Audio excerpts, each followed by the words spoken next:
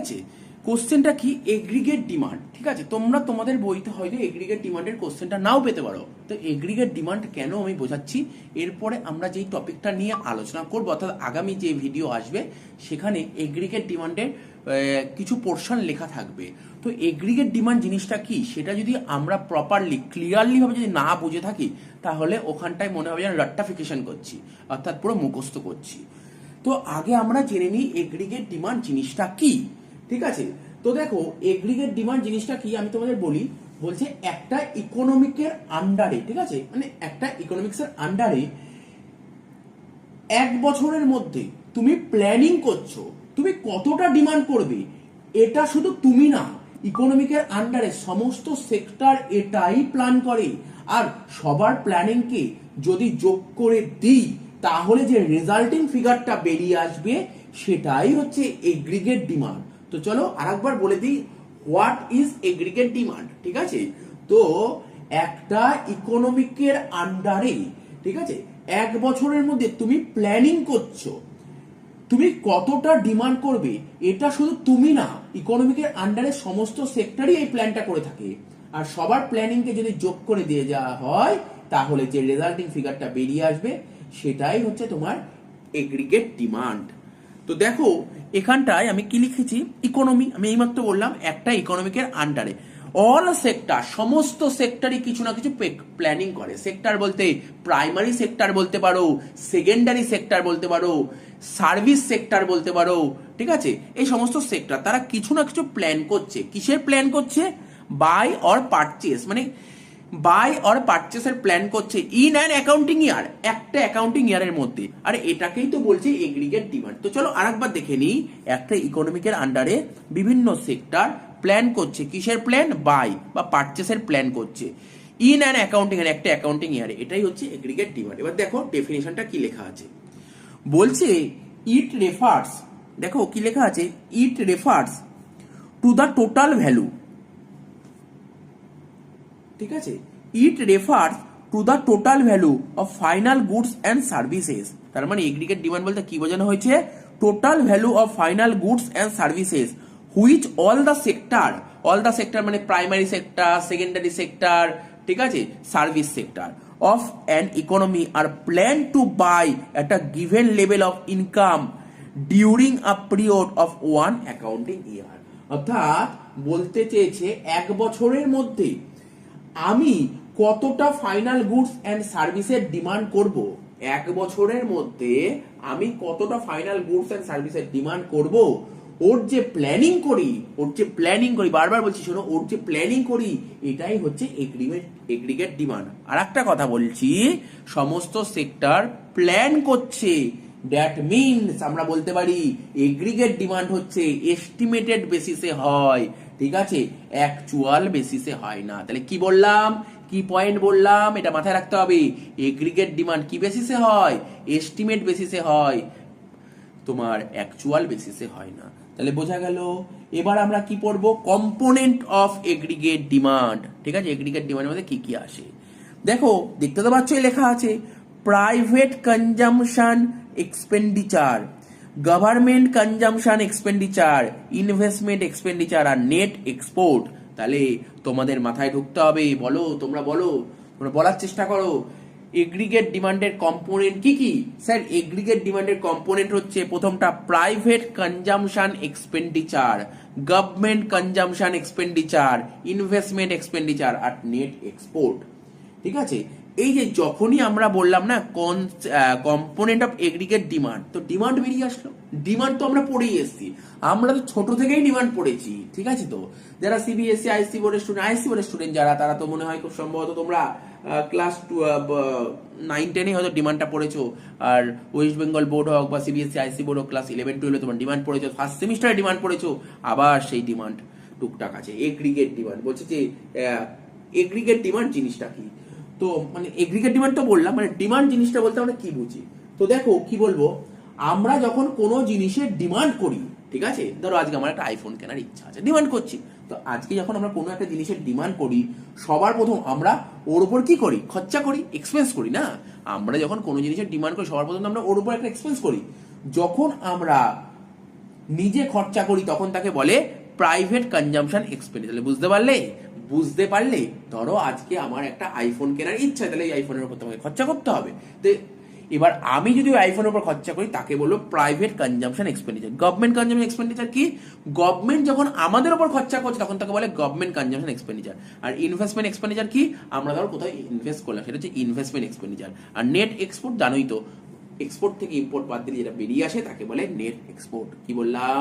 Export থেকে import বাদ দিলে এক্সপোর্টটাকে দেখো আমি লিখেছি এক্স এম, এক্সপোর্টটাকে আমরা এক্স ধরেছি আর ইম্পোর্টটাকে এম ধরেছি, এক্স থেকে এম। নেট এক্সপোর্ট মানে এক্স মাইনাস এম।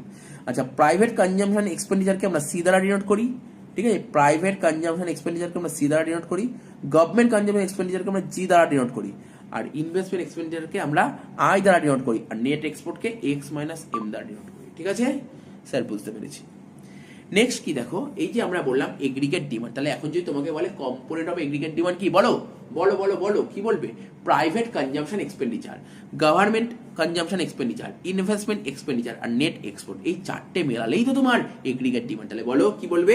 হ্যাঁ sir, private consumption expenditure plus government consumption expenditure plus তোমার investment expenditure plus net export. তাই দেখো এখানে লিখেছি এডি ইকুয়াল টু, দেখো এটাকে সি বলেছি, এটাকে জি বলেছি, এটাকে আই বলেছি, এটাকে এক্স মাইনাস এম। দেখো তাই কি করেছি, C plus I plus G plus X minus M, মোট কথা এই চারটে যোগ করেছি। ঠিক আছে তো? আর AD equal to C plus I লিখেছি। কেন sir G plus X minus M লিখেননি কেন? দেখো আমাদের যে ইকোনমি আছে না, ইকোনমিতে বেসিক্যালি দুটো মডেল নিয়ে আলোচনা করা হয়, টু সেক্টর মডেল নিয়ে আলোচনা করা হয়, অর্থাৎ সি আর আইটাকেই ফোকাস করা হয়। এই জন্য জি আর এক্স মাইনাস এমটাকে আমরা অ্যাভয়েড করে দিচ্ছি। তো দেখো কি বলছে, since the determination of income and employment is to be situated in two sector model. আমাদের ইকোনমির মধ্যে বেসিক্যালি দুটো মডেলই চলছে, ঠিক আছে তো? একটা কনজাম্পশন, একটা investment. So we will assume that AD মানে aggregate demand is a function of only consumption expenditure and investment expenditure. মানে এগ্রিগেট ডিমান্ডটা কি? এটা বেসিক্যালি ইনভেস্টমেন্ট আর হচ্ছে তোমার কনজাম্পশন নিয়ে তৈরি হয়েছে। তাই লিখেছি AD equal to C plus I. আশা করি এত অবধিও ক্লিয়ার হয়েছে। এবার আমি তোমাদের সামনে শিডিউলটা নিয়ে আলোচনা করবো। শিডিউল, ঠিক আছে তো? শিডিউল তো দেখো প্রথমে লিখেছি ইনকাম, তারপর ঘর করছি কনজাম্পশন সি, ইনভেস্টমেন্ট আই, এডিতে এই মাত্রই বললাম এগ্রিগেট ডিমান্ড কি করে বের করতে হয়। কনজাম্পশন, যেহেতু আমরা টু সেক্টর মডেল চলছি তাই আমরা কনজাম্পশন ইনভেস্টমেন্টকে যোগ করলে বেরিয়ে যাবো aggregate demand, AD equal to C plus I. তো দেখো কি বলেছে, ইনকাম জিরো। দেখো তুমি যদি কোনো ইনকাম নাও করো তাহলে কি তোমার খরচা হবে? কি বললে তুমি কথা, ভালো করে দেখো। দেখো তুমি এখন স্টুডেন্ট, তুমি তো কোনো ইনকাম করছো না, তা সত্ত্বেও তো তোমার কিছু খরচা হচ্ছে, ঠিক আছে তো? এটাকেই বলা হয় হচ্ছে কি, এটাকে বলা হয় অটোনোমাস কনজাম্পশন। Autonomous consumption. তাহলে আবার বলছি, ইনকাম যখন জিরো তখনও তো তোমার কিছু খরচা হয়। দেখো আমরা ইনকাম না করলেও, খরচ হচ্ছে এমন একটা জিনিস না, ইনকাম না করলেও আমাকে খরচা করতে হবে। তো ইনকাম লেভেল যখন জিরো তখন তোমার কিছু না কিছু খরচা হচ্ছে। কত খরচা হচ্ছে? 40। আর এই পজিশনটাকে বলা হয়, ইনকাম যখন জিরো তখন যে কনজাম্পশন হয় তখন তাকে বলা হয় অটোনোমাস কনজাম্পশন, ঠিক আছে তো? তো দেখো এবার ইনভেস্টমেন্ট 20। দেখো তুমি আজকে তুমি এক জায়গায় 1 লাখ টাকা ইনভেস্ট করেছো, আজকে ইনভেস্ট করেছো 1 লাখ টাকা, ওই ইনভেস্টমেন্টটা কালকেও থাকবে 1 লাখ টাকা, দুদিন পরেও থাকবে 1 লাখ টাকা, 2 বছর 3 বছর পরেও থাকবে ওটা 1 লাখ টাকা। তাহলে ইনভেস্টমেন্টটা না সবসময় কনস্ট্যান্ট হবে, এটা মাথায় রাখবে। ইনভেস্টমেন্টটা তোমার কনস্ট্যান্ট হবে, এটা তোমার মাথায় পুরো ক্লিয়ার করে নিতে হবে, ঠিক আছে? তাহলে কি হচ্ছে দেখো, কনজাম্পশন 40 আর ইনভেস্টমেন্ট 20, তাহলে 40 আর 20 মেলালে কত হচ্ছে? 60। এটা হচ্ছে এগ্রিগেট ডিমান্ড। এবার ইনকাম জিরো থেকে বেড়ে তোমার 100 হলো, ঠিক আছে? তাহলে কনজাম্পশন কত হচ্ছে তোমার? 120। কনজাম্পশন 120 আর ইনভেস্টমেন্ট তো বারবার বলছি ইনভেস্টমেন্ট কনস্ট্যান্ট ফিক্স থাকবে। তাহলে এগ্রিগেট ডিমান্ড কি করে বের করবো? স্যার আপনি তো লিখেইছেন সি প্লাস আই, অর্থাৎ এই দুটোকে মেলাতে হবে, এই দুটো যোগ করলে হয়ে যাবে এগ্রিগেট ডিমান্ড। তাহলে 120 আর 20 যোগ করে কত হচ্ছে? 140। তারপর কি লেখা আছে? তুমি ইনকাম করেছো 200 টাকা, যখন তুমি ইনকাম 200 টাকা করেছো 200 টাকাই তুমি কনজাম্পশন করে দিয়েছো, ঠিক আছে? আর ইনভেস্টমেন্ট তো 20 আগেই বললাম, 200 আর 20 যোগ করলে 220। তারপর হচ্ছে ইনকাম লেভেল 300। ইনকাম যখন তুমি 300 করছো তখন তোমার কনজাম্পশন কত? 280। কনজাম্পশন 280 আর 20 টাকা তো ইনভেস্টমেন্ট, বারবার বলছি ইনভেস্টমেন্ট কনস্ট্যান্ট, 280 আর 20 যোগ করে 300। ইনকাম লেভেল যখন 400 তখন তোমার কনজাম্পশন 360 আর ইনভেস্টমেন্ট 20, টোটাল হবে 380। ইনকাম যখন 500, কনজাম্পশন 440, ইনভেস্টমেন্ট 20, হবে 460। ইনকাম যখন 600, কনজাম্পশন 520, ইনভেস্টমেন্ট 20, তাহলে এগ্রিগেট ডিমান্ড হবে তোমার 540। কি দেখতে পারলে? আরে তুমি দেখে কি বুঝতে পারছো এটা আমাকে বলো, এটা আমাকে ডিসকাস করো, তোমরা দেখে কি বুঝতে পারছো? স্যার ইনকাম বাড়ছে, কনজাম্পশন কি হয়েছে? আরে ইনকাম যখন বাড়ছে কনজাম্পশন কি হয়েছে? স্যার ইনকাম যখন বাড়ছে কনজাম্পশনও তখন বাড়ছে, তাই না? ইনকাম যখন বাড়ছে তোমার কনজাম্পশনও বাড়ছে, এটা মাথায় রাখতে হবে, ঠিক আছে? তো ইনকাম যখন বাড়ছে কনজাম্পশনও বাড়ছে। আচ্ছা, ইনকাম যখন বাড়ছে ইনভেস্টমেন্টে স্যার কোনো এফেক্টই পড়েনি, কনস্ট্যান্ট আছে। এগ্রিগেট ডিমান্ডটা কি হয়েছে? ঠিক আছে তো, ইনকামও বাড়ছে, এগ্রিগেট ডিমান্ডও বাড়ছে। তাহলে বুঝতে পারলে তো, টেবিলটা বুঝতে পারলে তো? তো না বোঝার কিছু নেই, একদম ইজি কনসেপ্ট। তাহলে এখন তুমি বলে স্যার শিডিউলটা পরীক্ষায় কি করে মনে রাখবো? আরে ভাই, ইনকাম যত বাড়বে কনজাম্পশন তত বাড়বে, এই অনুযায়ী তুমি মাথায় রাখবে। আর ইনভেস্টমেন্ট সবসময় কনস্ট্যান্ট হবে, ঠিক আছে তো? স্যার মোটামুটি ক্লিয়ার হয়েছে। এবার এর যদি আমরা গ্রাফটা দেখি তাহলে গ্রাফটা কেমন হয়? তো দেখো গ্রাফটা করেই তোমাদের বোঝার জন্য, এটা হচ্ছে এক্স, এটা ও ওয়াই, ঠিক আছে? এটা হচ্ছে গ্রাফ, ঠিক আছে? এটা হচ্ছে এক্স অ্যাক্সিসে কি দেখিয়েছি আমরা? ইনকাম শো করেছি, এক্স অ্যাক্সিসে আমরা ইনকাম শো করেছি। আর ওয়াই অ্যাক্সিসে, এটা ওয়াই অ্যাক্সিসে কি দেখিয়েছি আমরা? এগ্রিগেট ডিমান্ড দেখি। তাহলে বলো, তোমরা বলো, আমার সঙ্গে সঙ্গে বলো, এক্স অ্যাক্সিসে কি দেখিয়েছি? স্যার আপনি এক্স অ্যাক্সিসে তোমার ইনকাম দেখিয়েছেন, আপনার ইনকাম ওয়াই অ্যাক্সিসে কি দেখিয়েছি? Aggregate demand, that means expenses. তার মানে আমরা এক্স অ্যাক্সিসে ইনকাম দেখিয়েছি আর ওয়াই অ্যাক্সিসে এগ্রিগেট ডিমান্ড দেখিয়েছি। এগ্রিগেট ডিমান্ডটাই তো এক্সপেন্সেস। তো বলো, তোমরা দেখো, দেখো টেবিলের দিকে তাকাও। যখন তোমার ইনকাম জিরো তখন কনজাম্পশন হয়েছে? হ্যাঁ স্যার হয়েছে তো। ইনকাম যখন জিরো তখন কনজাম্পশন হয়েছে 40। তাহলে ইনকাম যখন জিরো তখন কনজাম্পশন 40, এটাকে কি বলে? এটাকে বলা হয় অটোনোমাস কনজাম্পশন, ঠিক আছে? অটোনোমাস কনজাম্পশন, ঠিক আছে? বুঝতে পারলে? হ্যাঁ স্যার বুঝতে পেরেছি, অটোনোমাস কনজাম্পশন। তো ইনকাম যখন জিরো তখন ইনভেস্টমেন্ট কত? 20। তো দেখো আগে ইনভেস্টমেন্ট চারটা আমি বুঝিয়ে দিই। দেখো ইনকাম যখন জিরো ইনভেস্টমেন্ট তখন 20, ঠিক আছে তো? ইনকাম যখন 100 ইনভেস্টমেন্ট তখনও 20, ঠিক আছে তো? ইনকাম যখন 200 তখনও ইনভেস্টমেন্ট 20, ইনকাম যখন 300 তখনও ইনভেস্টমেন্ট 20, ইনকাম যখন 400 তখনও ইনভেস্টমেন্ট 20, ঠিক আছে? ইনকাম যখন 500 তখন ইনভেস্টমেন্ট 20, ইনকাম যখন 600 তখন ইনভেস্টমেন্ট 20, ঠিক আছে তো? এটা হচ্ছে, বুঝতে পারলে তো? তাহলে ইনকাম যখন জিরো তখন 20, 100-তে 20, 200-তে 20, 300-তে 20, 400-তে 20, 500-তে 20, 600-তে 20। অর্থাৎ ইনকাম যখন তোমার এই লেভেল, দেখে তো? ইনকাম যখন 0, 100, 200, 300, 400, 500, 600, ঠিক আছে তো? তো দেখতে পাচ্ছ তো, তখন তোমার ইয়েটা কি হবে? তখন তোমার ইনভেস্টমেন্ট 20। আর ইনভেস্টমেন্ট মানেই তো তোমার কি বলেছিলাম? আরে ইনভেস্টমেন্টটা কি? এগ্রিগেট ডিমান্ডেরই পার্ট, তাই এদিকে করা হয়েছে। এবার দেখো এই লাইনটা ড্র করে দিয়েছি, ঠিক আছে? হ্যাঁ স্যার বুঝতে পেরেছি। তো দেখো ইনকাম যখন জিরো তখন ইনভেস্টমেন্ট কত? 20। এই ইনভেস্টমেন্টটাকে কি বলে জানো? এটাকে বলা হয় অটোনোমাস ইনভেস্টমেন্ট। অর্থাৎ ইনকাম যখন জিরো তখনও তো কিছু ইনভেস্টমেন্ট হয়েছে, এটাকে বলা হয় তোমার অটোনোমাস ইনভেস্টমেন্ট। জেনে রাখো অটোনোমাস ইনভেস্টমেন্ট কোনটা? ইনকাম লেভেল যখন জিরো তখনও তো কিছু ইনভেস্টমেন্ট আছে, তাকে বলা হয় অটোনোমাস ইনভেস্টমেন্ট।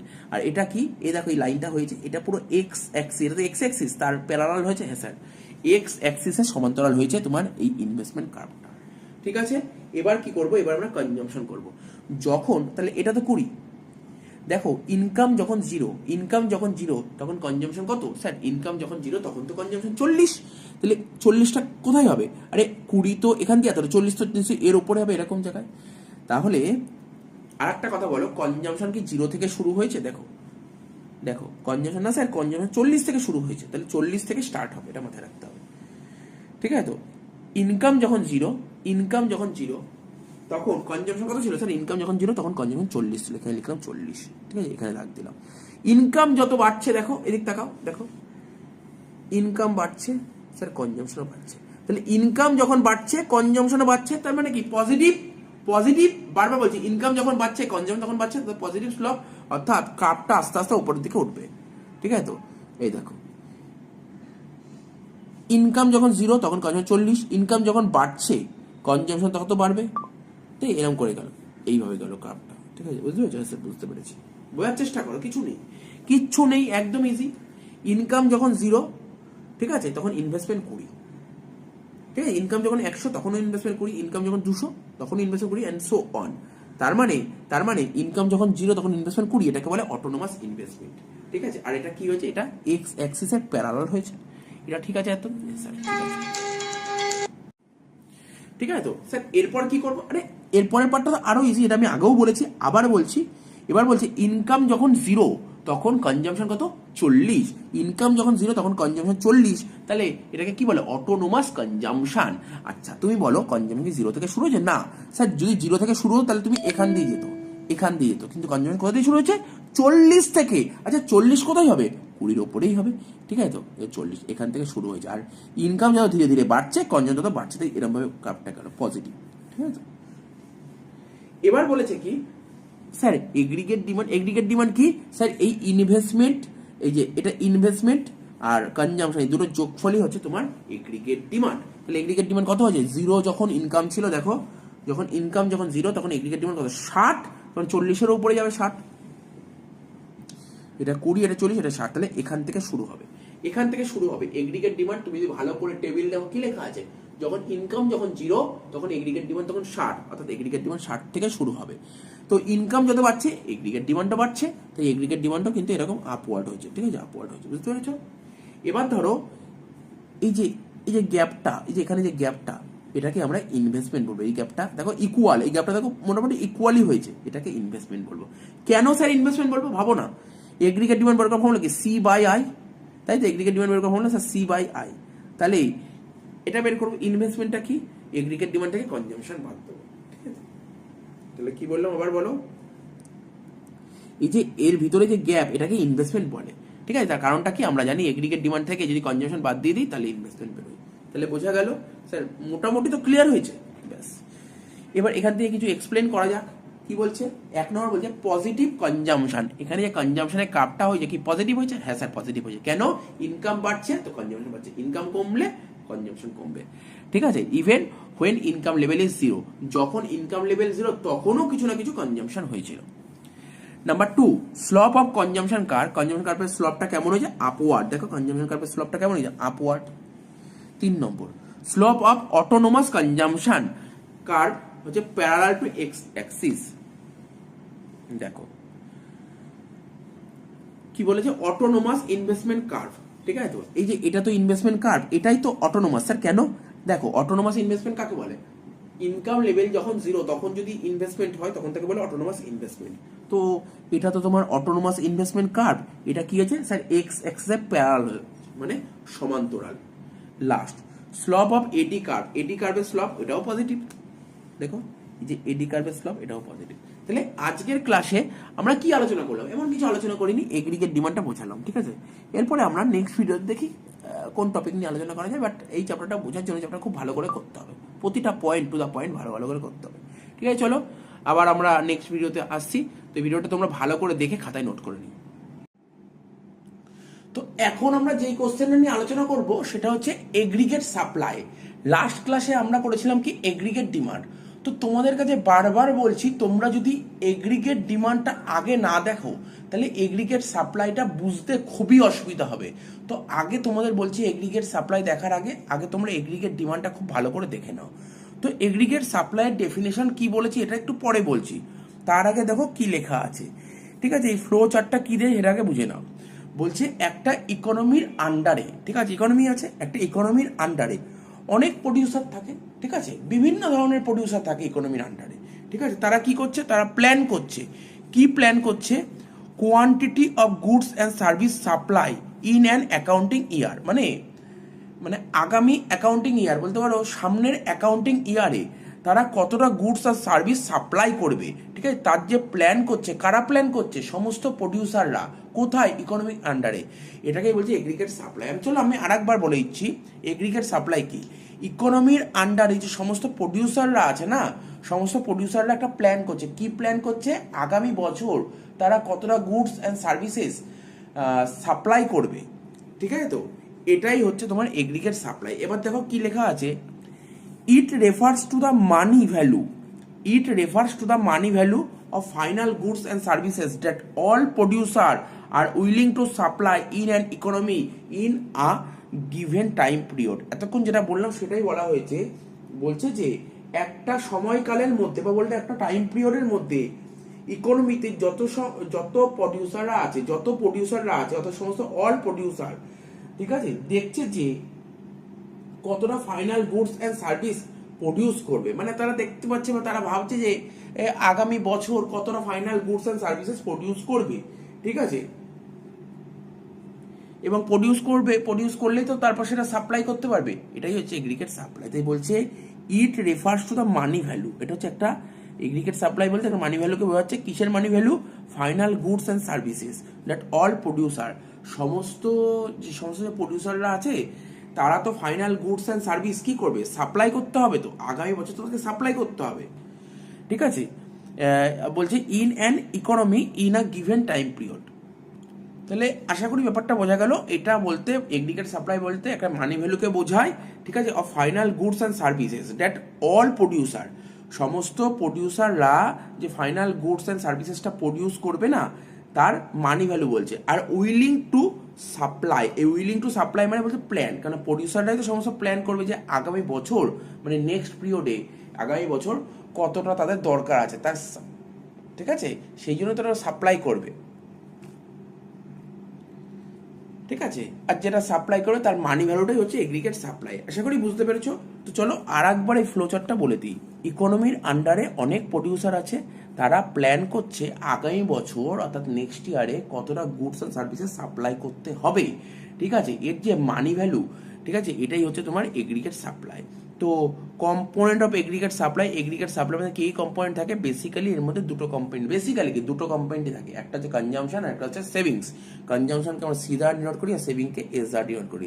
তাহলে এগ্রিগেট সাপ্লাই কি? সি প্লাস এস, ঠিক আছে, সি প্লাস এস। আর আমরা আগেই শিখেছি সি প্লাস এস, কনজাম্পশন আর সেভিংসের যোগফলই হচ্ছে তোমার ইনকাম। তাহলে কি আমি বলতে পারি এগ্রিগেট সাপ্লাইটাই আমার ইনকাম? আরে বলো না, আগে লাস্ট ক্লাসে আমরা কি করেছি? এগ্রিগেট সাপ্লাই কি করতাম? আমরা করতাম না যে এগ্রিগেট সাপ্লাই বাদ কিছুক্ষণের জন্য আমরা কি করতাম স্যার? ওয়াই মানে ইনকাম বের করতাম সি প্লাস এস। অর্থাৎ আমরা যত টাকা ইনকাম করতাম তার মধ্যে কিছু পোর্শন টাকা কনজিউম করতাম আর কিছু পোর্শন টাকা কনজিউম করতাম, ঠিক আছে। আমরা যত টাকা ইনকাম করতাম তার মধ্যে কিছু পোর্শন টাকা আমরা কনজিউম করতাম আর বাকি টাকাটা সেভ করতাম। তাহলে আমরা বলতে পারি না ইনকাম হচ্ছে কনজাম্পশন আর সেভিংসের যোগফল। আর আজ কি বললাম যে এগ্রিগেট সাপ্লাইটা কি? কনজাম্পশন আর সেভিংসের যোগফল। তাহলে যে ইনকাম দেখো না, Y equal to C plus S, আবার A S equal to C plus S কেটে গেলে কি পড়ে থাকছে? এগ্রিগেট সাপ্লাই তো ইনকাম। তো এগ্রিগেট সাপ্লাইকে তো আমরা ইনকাম বলতে পারি। তো যদি বুঝতে অসুবিধা হয় আমি একটা জিনিস বোঝানোর চেষ্টা করেছি। অল প্রডিউসার, ঠিক আছে, তো ধরো ইকোনমির আন্ডারে তো অনেক প্রডিউসার, তারা কি করবে? তারা প্রোডাকশন করবে, ঠিক আছে। কিসের প্রোডাকশন করবে? বিভিন্ন টাইপের, এক একটা প্রডিউসার এক এক জিনিস প্রোডাকশন করবে, ঠিক আছে। আর যত প্রোডাকশন করবে তত ইনকাম জেনারেট হবে। এবার বিভিন্ন প্রডিউসার আছে, বিভিন্ন প্রডিউসাররা যে প্রোডাকশন করবে, ঠিক আছে, সেখান থেকে ইনকাম জেনারেট হবে। এই যে টোটাল ইনকামটাকে মেলালেই হচ্ছে তোমার কি? ন্যাশনাল ইনকাম, দেশের ন্যাশনাল ইনকাম। ধরো মিস্টার রাম একজন প্রডিউসার, ও ধরো একটা প্রোডাক্ট নিয়ে ডিল করছে, তাহলে তো ও তার প্রোডাকশন করবে, ঠিক আছে। এবার এই প্রোডাক্টগুলো তৈরি করে তো নিশ্চয়ই মার্কেটে বেচা হবে, মার্কেটে বেচা গেলে তো ইনকাম হবে, আর ওর ইনকাম মানে তো দেশের ইনকাম।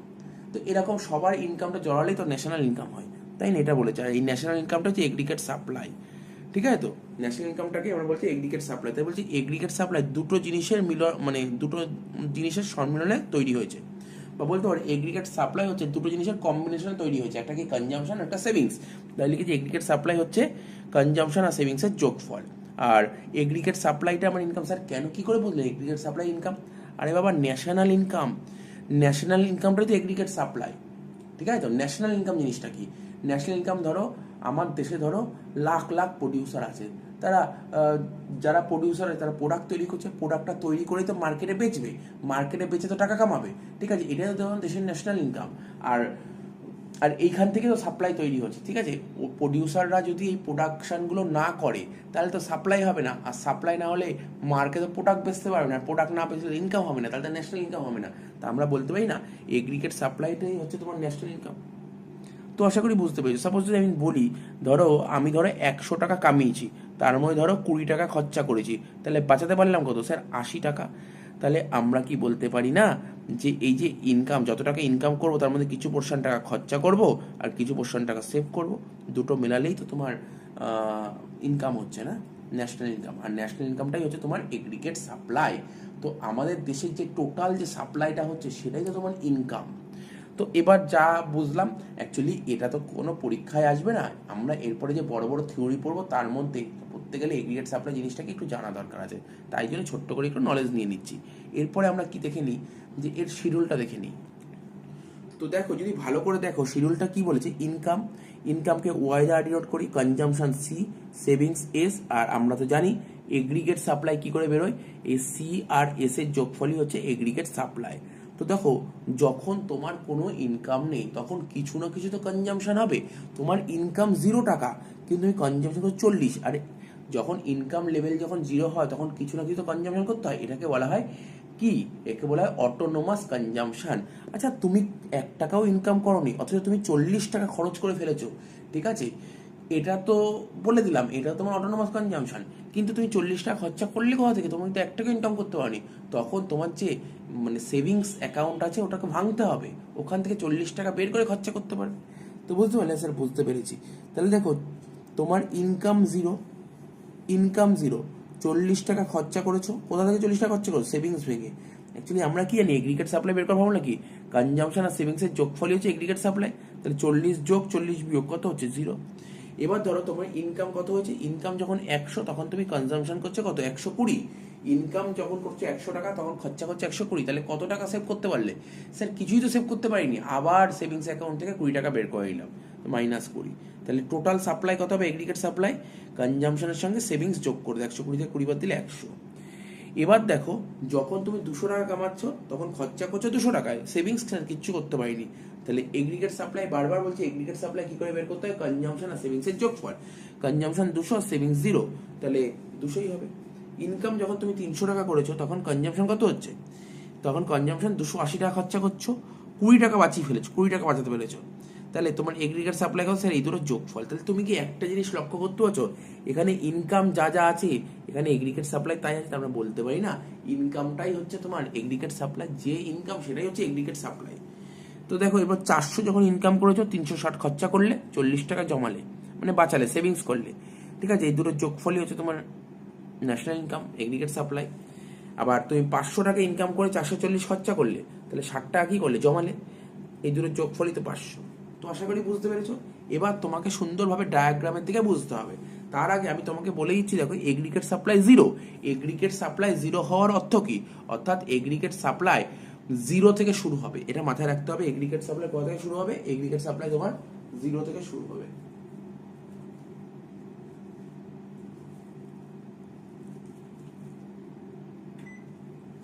ঠিক আছে, আবার বলছি, এগ্রিগেট সাপ্লাই দেখো কত, 0, এগ্রিগেট সাপ্লাই 0 হওয়ার অর্থ কি, এগ্রিগেট সাপ্লাই 0 মানে 0 পয়েন্ট থেকে শুরু হবে, ঠিক আছে। আর ইনকাম যখন 0 তখন কনজাম্পশন 40, ঠিক আছে, ইনকাম যখন 0 তখন কনজাম্পশন 40, আর ইনকাম যখন 0 সেভিংস তখন -40, মানে এটাই তো তোমার ঠিক আছে। ইনকাম যখন 0 তখন কনজাম্পশন 40 মানে অটোনোমাস কনজাম্পশন, ইনকাম যখন 0 তখন সেভিংস -40 হচ্ছে, এটাকে ডিস সেভিংস বলে। দেখো এখানে ছবি এঁকেছি, মোটামুটি ছবিটা একটু কাটাকাটি হয়ে গেছে, একটু বোঝার চেষ্টা করো। এটাকে বোঝাচ্ছি, এটা হচ্ছে এক্স অ্যাক্সিস, এখানে আমরা ইনকাম দেখিয়েছি, ঠিক আছে, আর এটা হচ্ছে তোমার ওয়াই অ্যাক্সিস, এখানে কনজাম্পশন আর সেভিংস দেখিয়েছি, ঠিক আছে।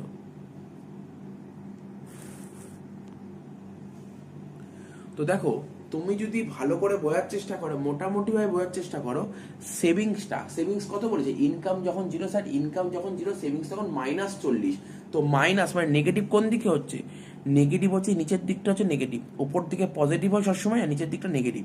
তো ইনকাম যখন 0, দেখো ইনকাম যখন 0, এই যে ও পয়েন্ট দিয়েছি, ও মানে 0 পয়েন্ট দিয়েছি, এটা হচ্ছে 0। ইনকাম যখন 0 তখন সেভ কত হচ্ছে, আরে তোমরা তো নিজেরা জানো ইনকাম তুমি কিছু করো আর না করো খরচা করতেই হবে, তাই ইনকাম তুমি 0 টাকা খরচা করেছো, ইনকাম তুমি 0 টাকা করেছো, ঠিক আছে, খরচা হবে, তাহলে অবশ্যই খরচা হবে। কত খরচা হয়েছে, ঠিক আছে, কত খরচা হয়েছে, 40 টাকা খরচা হয়েছে, 40 টাকা খরচা হয়েছে, 40 টাকা কত দিয়ে পেলে, স্যার সেভিংস ভেঙে পেয়েছি, তাহলে সেভিংস -40, তো ধরো এখানটাই হচ্ছে, ঠিক আছে। তো সেভিংস কার্ভ এখান থেকে শুরু হচ্ছে, সেভিংস কার্ভ কোথা থেকে শুরু হচ্ছে, স্যার এখান থেকে শুরু হচ্ছে। আচ্ছা, এবার কনজাম্পশন কত, 40, কনজাম্পশন 40, দেখো কনজাম্পশন 40 কোথায়, ধরো এখানে করেছি কনজাম্পশন 40, ঠিক আছে। আর এগ্রিগেট সাপ্লাই 0 পয়েন্ট থেকে শুরু হবে, এখান থেকে এগ্রিগেট সাপ্লাই শুরু। তাহলে কিছু কিছু জিনিস তোমাকে ছবি আঁকার সময় মনে রাখতে হবে, যে ইনকাম যখন 0 তখন এগ্রিগেট সাপ্লাই কত হবে, ইনকাম যখন জিরো এগ্রিগেট সাপ্লাই তখন জিরো। অর্থাৎ তোমাকে বলে দিচ্ছি, মন দিয়ে শোনো, এগ্রিগেট সাপ্লাই সবসময় মূল বিন্দু থেকে শুরু হয়। এগ্রিগেট সাপ্লাই মূল বিন্দু থেকে শুরু হয়, কিন্তু সেভিংস কি হয়, savings negative. Savings negative, income যখন জিরো তখন সেভ মাইনাস চলে নেগেটিভ। অর্থাৎ তাহলে সেভিংস কার্ভ এখান থেকে শুরু হবে। তাহলে সেভিংস কার্ভ এখান থেকে শুরু হচ্ছে, ঠিক আছে, এখান থেকে শুরু হচ্ছে সেভিংস কার্ভ। আর তোমার এগ্রিগেট সাপ্লাই শুরু হচ্ছে কোথা থেকে, মূল বিন্দু থেকে, এখান থেকে শুরু হচ্ছে, ঠিক আছে তো। কিন্তু স্যার তাহলে কনজামশন যখন ইনকাম যখন জিরো ছিল তখন তুমি কিছু কনজামশন করেছো? হ্যাঁ স্যার, কিছু কনজামশন করেছি। কত? 40। তার মানে এটুকু বলতে পারি কনজামশন কার্ভ কখনোই মূল বিন্দু থেকে শুরু হয় না, ঠিক আছে তো। অর্থাৎ একটু ওপরের দিক থেকে শুরু হয়েছে কনজামশন কার্ভ, এখান থেকে শুরু হয়েছে। এইবার যদি ভালো করে খেয়াল করো, আমাদের শিডিউলটার দিকে যদি তাকাও, এই দেখো, এটা হচ্ছে সেভিংস কার্ভ, এটা হচ্ছে সেভিংস কার্ভ, আর এটা হচ্ছে ইনকাম কার্ভ, ঠিক আছে। সেভিংস কার্ভ আর ইনকাম কার্ভ, ঠিক আছে, কোথায় ছেদ করেছে, এখানে মূল এই যে এখানে ছেদ করেছে, ঠিক আছে। সেভিংস কার্ভ এটা হচ্ছে তোমার সেভিংস কার্ভ, ঠিক আছে, আর এটা হচ্ছে ইনকাম কার্ভ, এটা ইনকাম। তো এই বিন্দুতে ছেদ করেছে। আর একটা কি, ঠিক একই রকম ভাবে যদি আমরা বলতে পারি, যদি বোঝাই, দেখো এটা হচ্ছে তোমার কনজামশন কার্ভ, ঠিক আছে, এটা হচ্ছে কনজামশন কার্ভ, আর এটা হচ্ছে তোমার এগ্রিগেট সাপ্লাই কার্ভ। তাহলে আমি তোমাকে বলতে পারি, ঠিক যেই লেভেলে ইনকাম, মন দিয়ে শোনো এই কথা, বারবার বল, 3বার বলবো, যেই লেভেলে ইনকাম, ঠিক আছে, ইনকাম আর সেভিংস, ঠিক আছে, টাচ করেছে, যেই লেভেলে সেভিংস আর ইনকাম টাচ করে, কোন লেভেলে, 200 লেভেলে সেভিংস আর ইনকাম টাচ করেছে, ঠিক সেম লেভেলে কি হয়েছে, কনজামশন আর এগ্রিগেট সাপ্লাই টাচ করেছে। তাহলে এটা তোমাকে মাথায় রাখতে, এটা ভুলে গেলে চলবে না। এইটাই হচ্ছে মেন ফান্ডা। ছবি যখনই আঁকবে এটা তোমাকে মাথায় রাখতে হবে। তাহলে দেখো, যখনই তোমরা ছবিটা আঁকবে, এগ্রিগেট সাপ্লাই ছবি, পরীক্ষায় তো এই কোশ্চেন দেবে না, বাট কনসেপ্ট জেনে রাখা দরকার। যখনই ছবিটা আঁকবে তখন তোমাকে একটা জিনিস মাথায় রাখতে হবে, সেভিংসটা যখন তোমার ইনকাম লেভেল যখন জিরো, তখন সেভিংস কি হয়েছে, নেগেটিভ হয়েছে, তুমি শিডিউলেই দেখলে। তার মানে সেভিংস কার্ভটা শুরু হবে কোথা থেকে, স্যার নেগেটিভ পয়েন্ট থেকে শুরু হবে। আর একটা কথা বলিনি, ধরো তোমার ইনকাম যখন জিরো, তখন তোমার কিছু না কিছু খরচা করতে হবে। অর্থাৎ কীভাবে খরচা করে, সেভিংস ভেঙে খরচা করবে। অর্থাৎ এই পোর্শনটাকে বলা হয়, শেডেড পোর্শনটাকে বলা হয় ডিস সেভিংস। তার মানে কি বললাম বলো, সেভিংস কার্ভ কোথা থেকে শুরু হবে, সেভিংস কার্ভ যখন তোমার ইনকাম লেভেল জিরো, তখন যখন ইনকাম লেভেল জিরো, তখন তোমার তো খরচাটা কোথা দিয়ে করবে, সেভিংস ভেঙে। তাই সেভিংস কার্ভটা শুরু হবে মূল বিন্দু থেকে, নিচ থেকে শুরু হলো সেভিংস কার্ভ, ঠিক আছে। ইনকাম যত ধীরে ধীরে বাড়বে, সেভিংস তত বাড়তে থাকবে, তাই হয়েছে। এবার প্রশ্ন, স্যার এগ্রিগেট সাপ্লাই কার্ভটা কোথা থেকে শুরু হবে, এগ্রিগেট সাপ্লাই মূল বিন্দু থেকে শুরু হবে। কেন মূল বিন্দু থেকে শুরু হবে, তার কারণ যখন ইনকাম লেভেল জিরো, তখন এগ্রিগেট সাপ্লাই জিরো, তাই মূল বিন্দু থেকে শুরু হবে। ইনকাম যত ধীরে ধীরে বাড়বে, এগ্রিগেট সাপ্লাই কার্ভটাও বাড়তে থাকবে। কনজামশন দেখো, স্যার কনজামশন কি মূল বিন্দু শুরু হবে, না, এটা কখনো মূল বিন্দু থেকে শুরু হবে না। কেননা তোমার ইনকাম যখন জিরো, তখন কিছু না কিছু তো কনজামশন করতে হবে, এই কারণে মূল বিন্দু থেকে শুরু হবে না, একটু উপর দিক থেকে শুরু হবে, ঠিক আছে। এইবার একটা ভাইটাল পয়েন্ট তোমাকে মাথায় রাখতে হবে, সেটা কি, দেখো যেই লেভেলে সেভিংস কার্ভ আর ইনকাম কার্ভ পরস্পরকে ছেদ করছে, ইন্টারসেক্ট করছে, ঠিক সেই লেভেলেই কনজামশন কার্ভ আর এগ্রিগেট সাপ্লাই ছেদ করছে। এটা তোমাকে মাথায় রাখতে হবে। এবার এই ছবি থেকে কি বেরিয়ে আসছে, in the above diagram income represent on the X axis income দেখিয়েছি, আর ওয়াই অ্যাক্সিসে কি দেখিয়েছি, কনজামশন সেভিংস। আর মেজার্ড অন দ্য ওয়াই বললাম AS 45 ডিগ্রি লাইন। তার মানে এ দেখো, এখানে আমি 45 ডিগ্রি করেছি, এটা কি, এটা হচ্ছে AS কার্ভ, কত 45 ডিগ্রি। সেটা তুমি এক্স অ্যাক্সিসের দিক থেকেই দেখো বা ওয়াই অ্যাক্সিসের দিক থেকেই দেখো, 45 ডিগ্রি। এখানে তাই লিখেছি, বোঝার চেষ্টা করো, which represent the aggregate supply has been, ঠিক আছে তো। আচ্ছা, এখানে এই লেখো, এখানে লিখলাম 45 ডিগ্রি লাইন, মানে 45 ডিগ্রি যে কোনটা তৈরি হয়েছে, বা 45 ডিগ্রি যে লাইনটা হয়েছে, সেটা কি রিপ্রেজেন্ট করছে, এগ্রিগেট সাপ্লাই, ঠিক আছে, has been draw from the origin. Aggregate supply কোথা থেকে ড্র করা হয়েছে, অরিজিন থেকে। The line is drawn by taking same scale on both the axis. Say X axis থেকে দেখো বা ওয়াই অ্যাক্সিস থেকে দেখো, সেম স্কেল হয়েছে, এক্স অ্যাক্সিসে যে স্কেল হবে ওয়াই অ্যাক্সিস সেম স্কেল হয়েছে অ্যাট এভরি পয়েন্ট, প্রতিটা পয়েন্টে অন দ্য 45 ডিগ্রি লাইন। তাই বলছি Y equal to C plus S. তো এটা জাস্ট মোটামুটি একটু দেখে রাখবে এগ্রিগেট সাপ্লাই, অত মুখস্থ করার দরকার নেই, ঠিক আছে? কেননা তোমার পরীক্ষায় এগ্রিগেট সাপ্লাই বা এগ্রিগেট ডিমান্ড দেবে না, কিন্তু এর কনসেপ্ট জানা না থাকলে এরপরে যে আমরা ছোট ছোট টপিকগুলো করাবো ওই টপিকগুলোতে তোমরা বুঝতে পারবে না। কারণ এরপরে একটা টপিক আসবে ইকুইলিব্রিয়াম। আরে কোথায় ইকুইলিব্রিয়াম আসে? যেখানে এগ্রিগেট ডিমান্ড আর এগ্রিগেট সাপ্লাই কাট করে, ঠিক আছে, কাট করে অর্থাৎ পরস্পরকে ছেদ করে, ইন্টারসেক্ট করে, সেখানেই তো তোমার ইকুইলিব্রিয়াম হয়। তাহলে এখন যদি তুমি না জানো এগ্রিগেট ডিমান্ড কি এগ্রিগেট সাপ্লাই কি, তোমার তো বুঝতে অসুবিধা হবে। এই কারণে যেন কনসেপ্টটা তোমাকে দিলাম, ঠিক আছে? তো ঠিক আছে, এই ক্লাসটা এখানেই শেষ হচ্ছে। আমরা পরের ক্লাসে নিশ্চয়ই নতুন একটা ভালো জিনিস নিয়ে আলোচনা করবো। এটা হচ্ছে ডিটারমিনেশন, ঠিক আছে, ডিটারমিনেশন অফ ইকুইলিব্রিয়াম লেভেল, ঠিক আছে? আমরা এখন ইকুইলিব্রিয়াম লেভেল নিয়ে আলোচনা করব। খুব ইম্পর্টেন্ট একটা কোশ্চেন, এবং এই কোশ্চেনটা তোমাদের ভালো করে প্রিপেয়ার করতে হবে, পরীক্ষায় এরকম টাইপের কোশ্চেন এসে থাকে, ঠিক আছে? তো দেখো কি বলেছে, আচ্ছা কি লেখা আছে এটা পরে পড়ছি, কি লেখা আছে এটা পরে পড়ছি। তার আগে আমরা তো মাইক্রো ইকোনমিক্স, ঠিক আছে, আমরা কোন ক্লাস থেকে শিখেছি? আমরা ক্লাস 11 থেকেই শিখে আসছি। ওখানে একটা কনসেপ্ট ছিল, ওখানে ডিমান্ড চ্যাপ্টার পড়েছিলাম, ঠিক আছে? ওখানে একটা কনসেপ্ট ছিল, কি কনসেপ্ট ছিল দেখো, ওখানে আমরা কি বলেছিলাম, ইকুইলিব্রিয়াম লেভেল কোন জায়গায় হয়। দেখো এটা দেখো একটা গ্রাফ করেছি নর্মালি, এটা হচ্ছে এক্স অ্যাক্সিস, দেখো এটা হচ্ছে এক্স অ্যাক্সিস, লিখে দিচ্ছি, এটা হচ্ছে এক্স অ্যাক্সিস আর এটা ওয়াই অ্যাক্সিস, ঠিক আছে? তো দেখো সাপ্লাই কার্ভটা কি হয়, আমরা জানতাম সাপ্লাই কার্ভ আপওয়ার্ড হয়, তাই দেখো করেছি এস এস, এটা সাপ্লাই কার্ভ। আর ডিমান্ড কার্ভ কি হয়, ডাউনওয়ার্ড হয়, তাই না? দেখো ডিমান্ড কার্ভ ডাউনওয়ার্ড, ঠিক আছে? তো এই এস এস ডিডি কে কোন বিন্দুতে ইন্টারসেক্ট করেছে, কেটেছে কোন বিন্দু, স্যার ই বিন্দু ইন্টারসেক্ট করেছে, অর্থাৎ এই বিন্দুতে ডিমান্ড আর সাপ্লাই ইকুয়াল হয়। আমরা যখন মাইক্রো ইকোনমিক্স পড়েছিলাম তখন আমরা জানতাম ইকুইলিব্রিয়াম লেভেল বলতে কোন পয়েন্টটা, যেখানে ডিমান্ড আর সাপ্লাই বরাবর হয়, অর্থাৎ কাটে, মানে ইন্টারসেক্ট করে, ডিমান্ড আর সাপ্লাই যে পয়েন্টে ইন্টারসেক্ট করে সেই পয়েন্টে তোমার ইকুইলিব্রিয়াম লেভেল, তাই না? সেই পয়েন্টে ইকুইলিব্রিয়াম, এখানে ইকুইলিব্রিয়াম লেভেল কোনটা, ই। তো এটা তো মাইক্রো ইকোনমিক্স শিখেছিলাম, কিন্তু এখন কি করছি আমরা macro economics. Just macro economics বলতে কি, ডিমান্ড এর আগে একটা এ বসিয়ে দাও আর সাপ্লাই এর আগে এ বসিয়ে দাও, অর্থাৎ যেখানে এগ্রিগেট ডিমান্ড আর এগ্রিগেট সাপ্লাই তোমার কি হয়, ইন্টারসেক্ট করে, যেই লেভেলে, ঠিক আছে, যেই লেভেলে এগ্রিগেট ডিমান্ড আর এগ্রিগেট সাপ্লাই ইন্টারসেক্ট করে, মানে পরস্পরকে কেটে দেয়, ছেদ করে, সেটাই হচ্ছে ইকুইলিব্রিয়াম লেভেল, ঠিক আছে? এবার তোমরা পড়তে পারবে কি লিখেছে, অ্যাকর্ডিং টু কেইনসিয়ান, এটা একজন প্রফেসর, ঠিক আছে, বা বলতে পারো economist, an economy is an equilibrium. বলছে অধ্যাপক কেইনস কি বলেছে, বলছে ইকোনমি তখনই ইকুইলিব্রিয়ামে পৌঁছায়, ঠিক আছে, ইকোনমি তখনই ইকুইলিব্রিয়ামে পৌঁছায়। স্যার কখন ইকোনমি ইকুইলিব্রিয়ামে পৌঁছায়? When aggregate demand, that means AD, for goods and services, ঠিক আছে? তার মানে কোনো গুডস অ্যান্ড সার্ভিসের যে এডিটা আছে সেটা যখন বরাবর হয়, কার বরাবর, aggregate supply, aggregate supply during a period of time.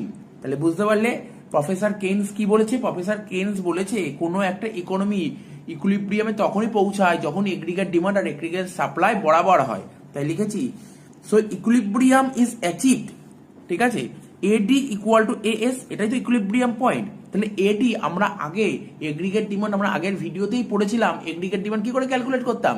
Sir কেন, সি প্লাস আই করলেই তো এগ্রিগেট ডিমান্ড বেরোতো, অর্থাৎ কনজাম্পশনের সঙ্গে ইনভেস্টমেন্ট যোগ করলে এগ্রিগেট ডিমান্ড বেরোতো। আর এগ্রিগেট সাপ্লাই কি করে করতাম, কনজাম্পশনের সঙ্গে সারপ্লাস যোগ করলে, সরি সেভিংস যোগ করলে, কনজাম্পশনের সঙ্গে সেভিংস যোগ করলে। তাহলে এডি কি করে বের করতাম মনে করো। আরে দেখো তোমাদের যদি মনে না থাকে তাহলে তো খুব অসুবিধা, এই জন্য বলেছিলাম এগ্রিগেট ডিমান্ড আর এগ্রিগেট সাপ্লাইটা আগে দেখে নাও। তো এগ্রিগেট ডিমান্ড আর এগ্রিগেট সাপ্লাইয়ের ভিডিও তো অলরেডি করাই আছে, ওইগুলো আগে দেখে নাও, তাহলে বুঝতে পারবে এগ্রিগেট ডিমান্ড কি করে বের করতাম।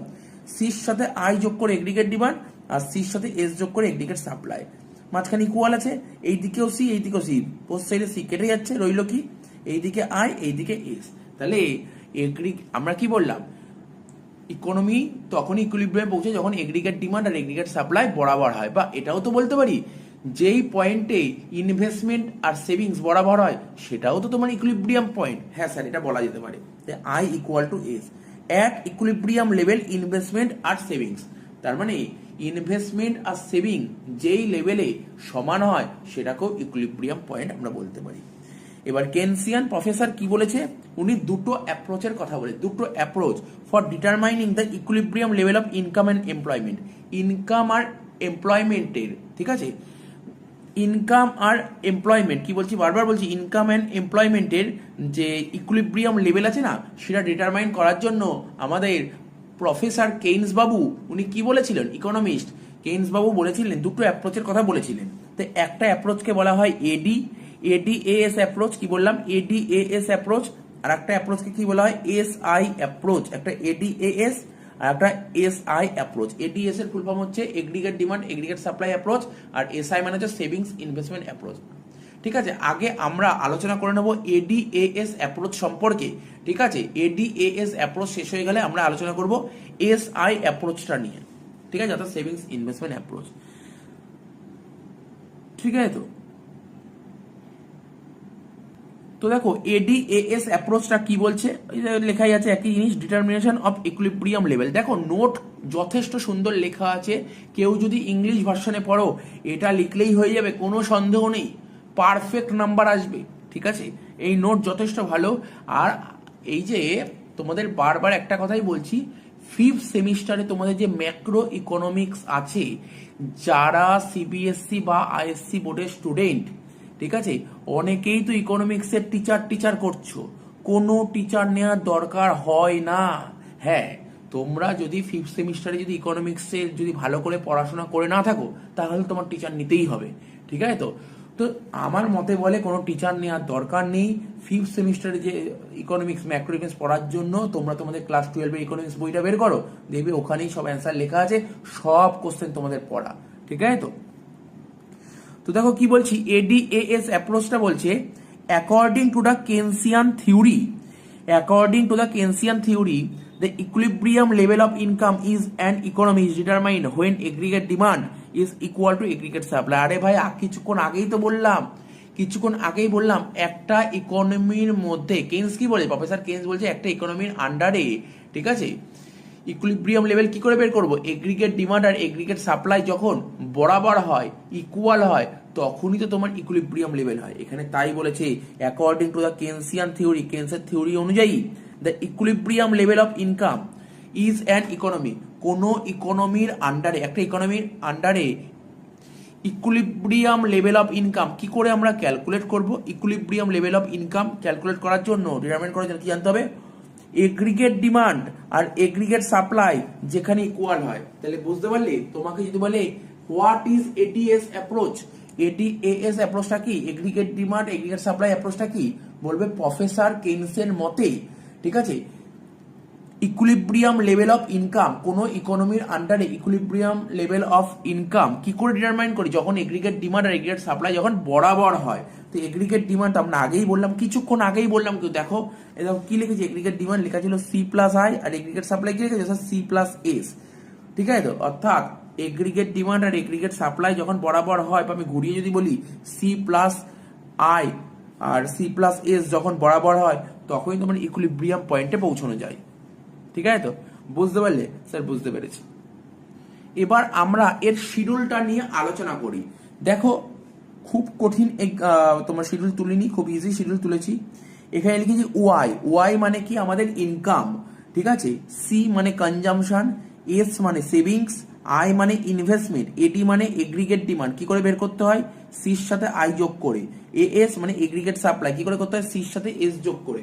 ঠিক আছে, তো দেখো ইনকাম যখন 0 তখন কনজামশন 40 হয়েছে, এটাকে বলা হয় অটোনোমাস কনজামশন। তো দেখো ইনকাম যদি 0 হয়, কিছু না কিছু তো কনজামশন করতে হবে। কনজামশন কোথা থেকে করবে, ইনকাম তো কিছু করনি, তোমার সেভিংস ভাঙবে, তো সেভিংস ভেঙেছো 40 ভেঙেছো। ঠিক আছে, তো আর ইনভেস্টমেন্ট 40 করে হবে, এটা আমরা আগের ভিডিওতেই বলেছি, ইনভেস্টমেন্ট তো 40 করেই হবে, ইনভেস্টমেন্ট কোনো চেঞ্জ হবে না, কনস্ট্যান্ট থাকবে। ঠিক আছে, তো তারপর কি বলছে, ইনকাম যখন 100 তখন তুমি কনজামশন করেছো 120, তাহলে তুমি 100 টাকা ইনকাম করে 120 খরচা করে দিলে, বাকি 20 টাকা করতে পেলে, স্যার কেন সেভিংস ভেঙেছি, 20 টাকা -20 আর ইনভেস্টমেন্ট 40। ইনকাম যখন 200 তুমি খরচা করেছো 200, ইনকাম যখন 200, খরচা করেছে 200, তাহলে সেভিংস কত স্যার 1 টাকাও সেভ করতে পারিনি, 40 ইনভেস্টমেন্ট হবেই, মানে কমন মানে কনস্ট্যান্ট সব জায়গায় ইনভেস্টমেন্ট 40 করেই হবে। তুমি যখন 300 টাকা কামিয়েছো, 280 টাকা খরচা করেছো, তাহলে কত টাকা সেভ করেছো? 20 টাকা খরচা করেছি, 20 টাকা সেভ করেছি। 300 টাকা তুমি কামিয়ে 280 টাকা খরচা করেছো, তাহলে সেভ করেছো কত? স্যার 20 টাকা সেভ করেছি। তাহলে এই যে 40, এটা তো ইনভেস্টমেন্ট বরাবর হবে, ঠিক আছে তো? তুমি যখন 400 টাকা কামিয়েছো, তুমি খরচা করেছো কত? 360 টাকা, তাহলে কত টাকা বাঁচাতে পেরেছো? কারণ স্যার 40 টাকা সেভ করেছো, 40 টাকায় তোমার ইনভেস্টমেন্ট। নেক্সট, তুমি যখন ইনকাম করেছো 500 টাকা, খরচা করেছো 440 টাকা, তুমি যখন ইনকাম করেছো 500 টাকা, খরচা করে 440 টাকা, তাহলে তুমি বাঁচাতে পেরেছো কত? কেন 60 টাকা, ইনভেস্টমেন্ট 40। 600, তুমি যখন কামিয়েছো 600, খরচা করেছো কত? 520, তাহলে জমাতে পেরেছো কত? 80, ঠিক আছে তো? সেভিংস 80, তাহলে ইনভেস্টমেন্ট কত? 40। এবার দেখো এডি আগেই বললাম, সির সাথে আই যোগ করলে 80 হয়, তাহলে 40 সাথে 40 যোগ করে 80, 120 সঙ্গে 40 যোগ করে 160, 200 সঙ্গে 40 যোগ করে 240, 200 সঙ্গে 280 সঙ্গে 40 যোগ করে 320, 300 সঙ্গে 40 যোগ করে 400, 440 সঙ্গে 40 যোগ করে 480, আর 520 সঙ্গে 40 যোগ করে 560। তাহলে এগ্রিগেট ডিমান্ড বোঝালাম। এগ্রিগেট সাপ্লাই কি করে করতে হয়? কেন স্যার সি প্লাস এস, এই দুটো 40 সঙ্গে 40 বাদ দিলে 0, 120 থেকে 20 বাদ দিলে 100, 200 সঙ্গে 0 যোগ করলে 200, 280 সঙ্গে 20 যোগ করলে 300, 360 সঙ্গে 40 যোগ করে 400, 440 সঙ্গে 60 যোগ করে 500, 520 সাথে 80 যোগ করে 600, ঠিক আছে? এবার দেখো এগ্রিগেট ডিমান্ড, দেখো রিমার্কসটা কি করেছি, এই যে টেবিলটা, এই শিডিউলটা দেখেছি, এগ্রিগেট ডিমান্ড আর এগ্রিগেট সাপ্লাইয়ের দিকে দেখো, কে বড়? স্যার এগ্রিগেট ডিমান্ড বড়, এগ্রিগেট সাপ্লাই ছোট, তাই লিখেছি এডি গ্রেটার দেন এএস। এই স্টেজে এডি বড়, এএস ছোট, তাহলে এডি গ্রেটার দেন এএস। এই স্টেজে এডি বড়, এএস ছোট, তাহলে এডি গ্রেটার দেন এএস। এই স্টেজে এডি বড়, এএস ছোট, তাহলে কি লিখবো? এডি গ্রেটার দেন এএস, ঠিক আছে তো? তারপরে এডি আর এএস কি হয়েছে? স্যার ইকুয়াল হয়েছে, ইকুয়াল, এডি আর এএস ইকুয়াল হয়েছে, তাই লিখি এডি ইকুয়াল টু এএস। তারপর এডি, দেখো একটু উল্টে যাবে, সিচুয়েশন উল্টে যাবে, এডি 480 আর এএস 500, কে বড়? স্যার এএস বড়, তাই এডি লেস দেন, দেখো লেস দেন এএস। তারপর এখানে কে বড়? স্যার এএস বড়, তাই এডি লেস দেন এএস। তো আমাদের টপিকটা ছিল ইকুইলিব্রিয়াম লেভেল। তাহলে ইকুইলিব্রিয়াম লেভেল কাকে বলে? যেই লেভেলে এডি আর এএস বরাবর হয়, ঠিক আছে? এডি আর এএস, এডি 400, এএস 400, দুটোই তো বরাবর হয়েছে। কোন লেভেলে? এই যে এই পুরো লেভেলটা, এই পুরো লেভেলটা দেখো, এ দেখো মার্ক করে নিয়েছি, এই যে লেভেলটা, এই লেভেলটাই হচ্ছে তোমার ইকুইলিব্রিয়াম লেভেল। তাহলে একটা জিনিস দেখো, এডি আর এএস বরাবর হচ্ছে যেই লেভেলে, সেটাই তো ইকুইলিব্রিয়াম লেভেল। বা ঘুরিয়ে যদি আমি তোমাদের বলি, এই এই এই লেভেলটায় তোমার এস আর আই, সেভিংস আর ইনভেস্টমেন্ট বরাবর হবে, ঠিক আছে? যেই লেভেলে তোমার এডি আর এএস বরাবর হয়, ঠিক সেম লেভেলে সেভিংস আর ইনভেস্টমেন্ট বরাবর হয়। তাহলে বোঝা গেল স্যার, বুঝতে পেরেছি। এবার ছবিটার দিকে দেখাও, এটা তোমাদের বোঝানোর জন্য করেছি। এটা হচ্ছে এক্স অ্যাক্সিস, এক্স অ্যাক্সিসে কি দেখিয়েছি? ইনকাম দেখিয়েছি। এটা ওয়াই অ্যাক্সিস, এখানে কি দেখিয়েছি? এগ্রিগেট ডিমান্ড দেখিয়েছি, এগ্রিগেট ডিমান্ড, ঠিক আছে তো? এগ্রিগেট সাপ্লাইটা কি হয় এটা বোঝানোর কিছু নেই। দেখো এগ্রিগেট সাপ্লাই কত? 0, অর্থাৎ এগ্রিগেট সাপ্লাই 0 থেকে স্টার্ট হয়। কিন্তু এগ্রিগেট ডিমান্ড কি 0 থেকে শুরু হয়? না স্যার, 0 থেকে শুরু হবে না, ও 0-র ওপর মানে পজিটিভ থেকে শুরু হবে। তাহলে এগ্রিগেট সাপ্লাই কোথা থেকে শুরু হয়? 0 থেকে, দেখো এরম ভাবে গেছে, ঠিক আছে তো? আর এগ্রিগেট ডিমান্ড একটু উপর থেকে শুরু হয়েছে, ঠিক আছে তো? তাই এগ্রিগেট সাপ্লাই আর এগ্রিগেট ডিমান্ড যেই বিন্দু ইন্টারসেক্ট করছে, ঠিক আছে, এটাই হচ্ছে ইকুইলিব্রিয়াম পয়েন্ট। অর্থাৎ এই পয়েন্টটা কি হয়েছে? এডি আর এএস ইকুয়াল হয়েছে, এডি আর এএস ইকুয়াল হয়েছে, তো বোঝা গেল। আর এখানে এএস কার্ভটা কি 45 ডিগ্রি অ্যাঙ্গেল হয়েছে, ঠিক আছে? এএস কার্ভ 45 ডিগ্রি অ্যাঙ্গেল হয়েছে। এবার আমি তোমাদের সামনে এক্সপ্লেন তুলে ধরছি, কি লেখা আছে এখানে? লেখা আছে ইন দ্য অ্যাবাভ ডায়াগ্রাম, এই যে উপরে যে ডায়াগ্রাম আছে, এই যে এখানে যে ডায়াগ্রাম আছে, এখানে একটা এএস কার্ভ আর একটা এডি কার্ভ। এএস কার্ভ আমাকে কি দেখাচ্ছে আর এডি কার্ভ কি দেখাচ্ছে এটা বলতে হবে। বলছে এডি শো, বলছে এই যে উপরে যে ডায়াগ্রামটা আছে, এই ডায়াগ্রামে এডি কি দেখাচ্ছে? Desired level of expenditure by consumer, ঠিক আছে?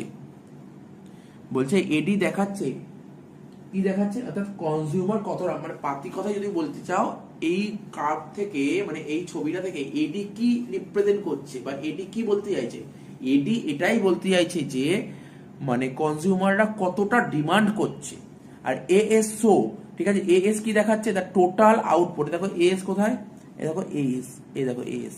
এডি কি দেখাচ্ছে? বললাম কনজিউমার কতটা ডিমান্ড করছে প্রোডাক্টের। আর এএস কার্ভ কি দেখাচ্ছে, the total output of goods and services of the national income. ঠিক আছে, বলছে তুমি টোটাল কতটা আউটপুট প্রডিউস করেছো, তোমার যতটা আউটপুট প্রডিউস হয়েছে এটাই তো তোমার পুরো দেশের ন্যাশনাল ইনকাম। তাহলে বোঝা গেল এডি কার্ভ আর এএস কার্ভ কি দেখাচ্ছে, কি শো করছে স্যার, বুঝতে পেরেছি। 2 নম্বর, এএস কার্ভ কোথা থেকে শুরু হয়েছে, দেখো স্যার এএস কার্ভ কিন্তু শুরু হয়েছে অরিজিন থেকে। অরিজিন দেখো, এটাকে অরিজিন বলে, অরিজিন থেকে এএস কার্ভ শুরু হয়েছে, অরিজিন থেকে এএস কার্ভ শুরু হয়েছে এবং এটাকে 45 ডিগ্রি অ্যাঙ্গেল পেয়েছে। 3 নম্বর, বোথ এডি আর AS curve are intersect to each other, মানে দেখো এই স্টেজে এডি কার্ভ আর এএস কার্ভ দুজনকে ছেদ করেছে। কোন বিন্দুতে স্যার, ই বিন্দুতে ছেদ করেছে। বলছে অ্যাট দিস পয়েন্ট, এই পয়েন্টে the level of desire spending on consumption and investment exactly equal to the level of the output, ঠিক, লেভেল অফ টোটাল আউটপুট। অর্থাৎ এডি আর এএস এখানে তো ই বিন্দু ছেদ করে, এই বিন্দুতে ইনভেস্টমেন্ট আর সেভিংস বরাবর হয়েছে, এই বিন্দুতে। বেশ সুন্দর বোঝা গেল। নেক্সট, আচ্ছা এরপরে লাস্ট একটু বাকি আছে, তাহলে টপিকটা শেষ হয়ে যাবে। When AD is more than AS, দেখো ছবিটা তো বুঝতেই পারছো কি বলতে চেয়েছি। এটা হচ্ছে তোমার এডি কার্ভ, এটা হচ্ছে তোমার এএস কার্ভ। তাহলে কি বললাম, এটা স্যার এডি কার্ভ, এটা এএস কার্ভ। এই যে এখানে যে শেড করেছি না, শেড, এই যে শেড করেছি, দেখো নীল কালি দিয়ে শেড করেছি, এটা কি বোঝাচ্ছে, এটা তোমাকে বোঝাচ্ছে। ঠিক আছে তো, তো দেখো দেখো ব্যাপারটা বোঝার চেষ্টা করো।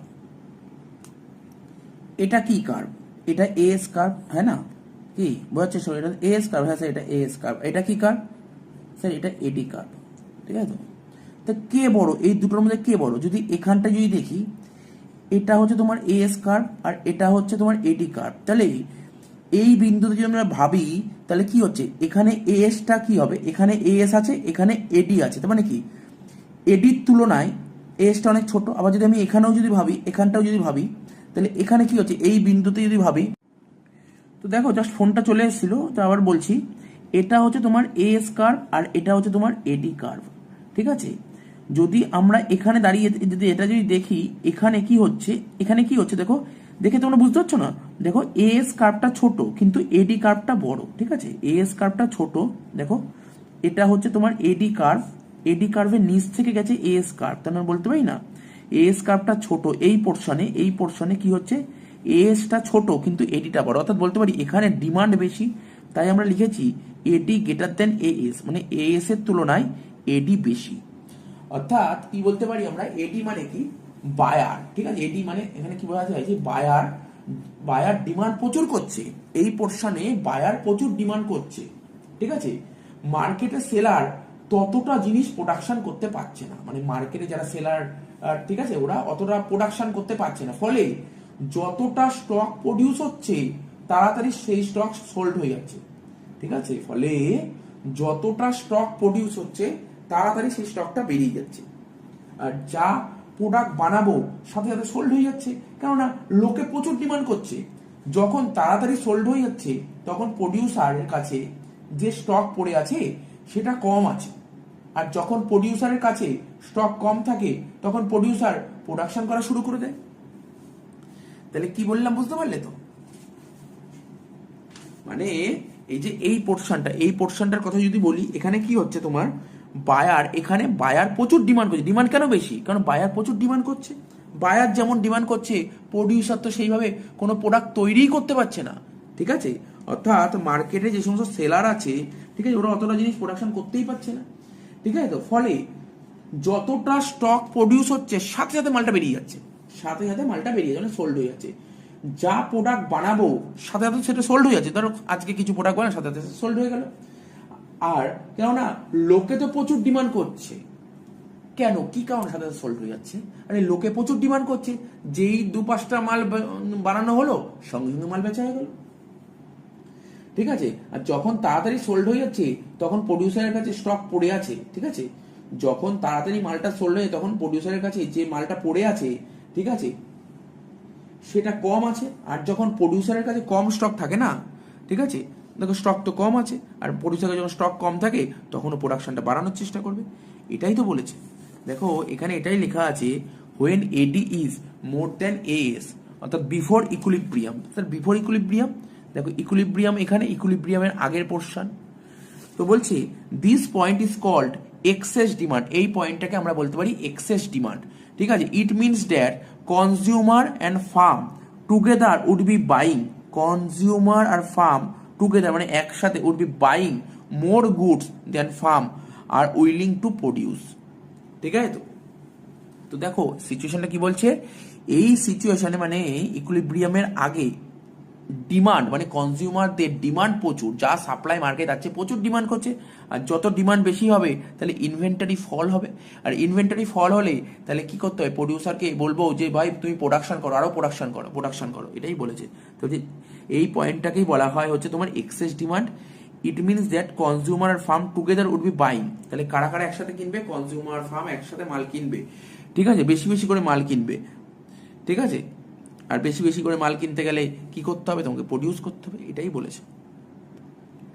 নেক্সট বলছে when AD is less than as, aggregate demand যদি এগ্রিগেট সাপ্লাই চেয়ে কম হয় আফটার ইকুইলিব্রিয়াম। ঠিক আছে, তো দেখো উপরের পোর্শন বলছে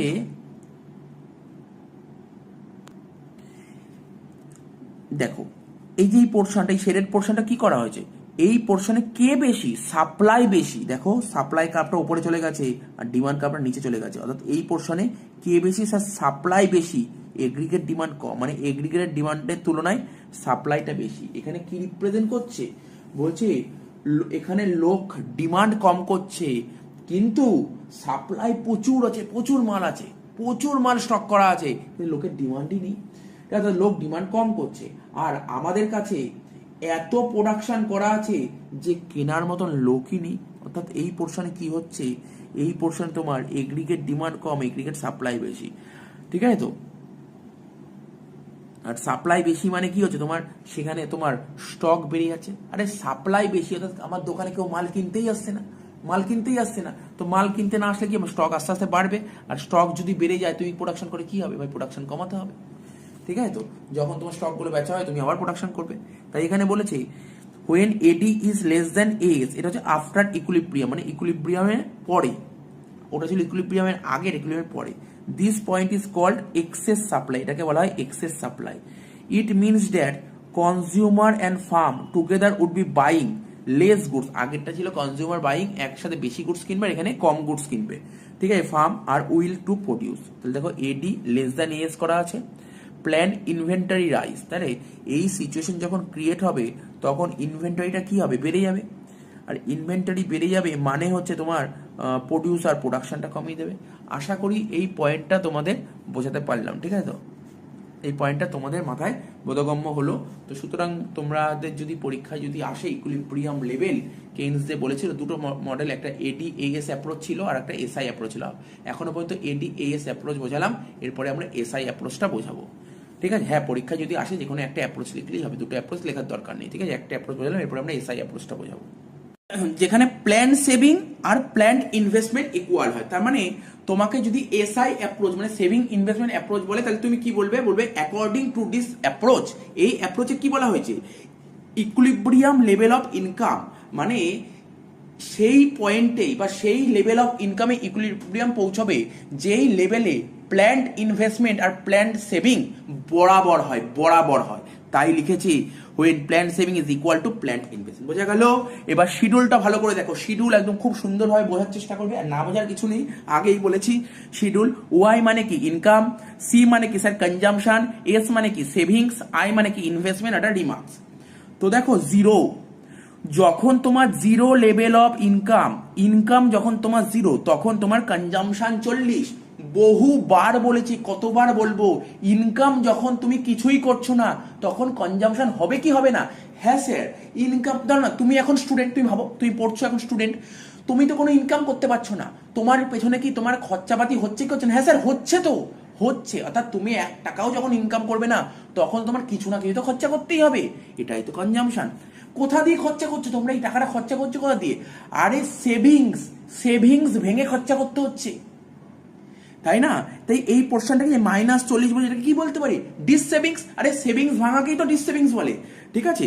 আর ইনকাম যখন 0 তখন কনজাম্পশন তোমার কত 40, ঠিক আছে। এটাকে কি কনজাম্পশন বলে, বহুবার বলেছি এটা যে অটোনমাস কনজাম্পশন, ঠিক আছে তো।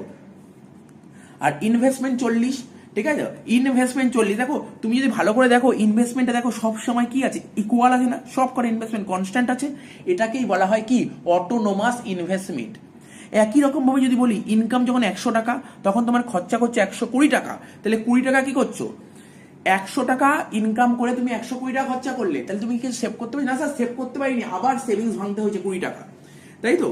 তাহলে ইনভেস্টমেন্ট সেই 40। নেক্সট 200 টাকা কামিয়ে 200 টাকায় তুমি খরচা করে ফেলেছো, কিছু সেভ করতে পেরেছো না, স্যার কিছু সেভ করতে পারিনি, 40 টাকা ইনভেস্টমেন্ট। নেক্সট তুমি 300 টাকা কামিয়ে 280 টাকা খরচা করেছো, তাহলে কত টাকা সেভ করতে হবে, স্যার 20 টাকা সেভ করতে হবে, 40 টাকা ইনভেস্টমেন্ট। নেক্সট তুমি 400 টাকা কামিয়ে 360 টাকা খরচা করেছো, কত টাকা বাঁচাতে পেরেছো, স্যার 40 টাকা বাঁচাতে পেরেছি, আর ইনভেস্টমেন্টে 40। নেক্সট তুমি 500 টাকা কামিয়ে 440 টাকা খরচা করেছো, কত টাকা বাঁচাতে পেরেছো, 60 টাকা বাঁচাতে পেরেছি, 40 টাকা ইনভেস্টমেন্ট, একই হচ্ছে। তো দেখো রিমার্কসটা দেখো, রিমার্কসটা কি বলবো, দেখো এখানে সেভিংস আর ইনভেস্টমেন্ট ভালো করে তাকাও। আমি কি বলেছিলাম, সেভিংস ইনভেস্টমেন্ট অ্যাপ্রোচ কাকে বলে, স্যার আপনি বলেছিলেন যেই ইকুইলিব্রিয়াম লেভেল অফ ইনকামে, অর্থাৎ যেই পয়েন্টে সেভিংস আর ইনভেস্টমেন্ট বরাবর হয় সেটাকেই বলা হয় ইকুইলিব্রিয়াম পয়েন্ট। তাহলে বলো না এটা আর এটা কি বরাবর হয়েছে, এখন যে বুঝবে না সে তো বলবে হ্যাঁ স্যার বরাবর হয়, তুমি কি করে বললো বরাবর, আরে এটা তো পজিটিভ, এটা 40 পজিটিভ আর এটা 40 নেগেটিভ, কি করে বরাবর হচ্ছে, তার মানে রিমার্কস কি না বরাবর হয়নি, এখানে -20 এখানে 40 বরাবর হয়নি, 0 40 বরাবর হয়নি, 20 40 বরাবর হয়নি, ঠিক আছে তো। তারপর কি হয়েছে, এখানে দেখো 40 এখানেও 40 বরাবর হয়েছে, হ্যাঁ স্যার, তাহলে এটাই তো তোমার ইকুইলিব্রিয়াম পয়েন্ট, তাই নয় কি, হ্যাঁ এই জন্য রাইট দিয়েছি ইকুইলিব্রিয়াম লেভেল বা ইকুইলিব্রিয়াম পয়েন্ট। এখানে 60 এখানে 40 ক্রস দিয়েছে, মানে এটাও তো ইকুইলিব্রিয়াম হয়নি। তাহলে একটা জিনিস বুঝতে পারছো, ইনকাম যত বাড়ছে, ইনকাম তোমার আস্তে আস্তে যত বাড়ছে সেভিংস তত বাড়ছে, ইনকাম যখন বাড়ছে সেভিংস বাড়ছে, ইনকাম যখন বাড়ছে ইনভেস্টমেন্ট কি হচ্ছে কনস্ট্যান্ট থাকছে, ঠিক আছে তো। তো এই জিনিসগুলো তোমাকে মাথায় রাখতে হবে, ঠিক আছে তো, বোঝা গেল। এবার আমরা গ্রাফ নিয়ে আলোচনা করব। এবার যদি গ্রাফটা বোঝায়, দেখো এটা কি লেখা আছে, এক্স ও ওয়াই, এটা একটা লেখচিত্র।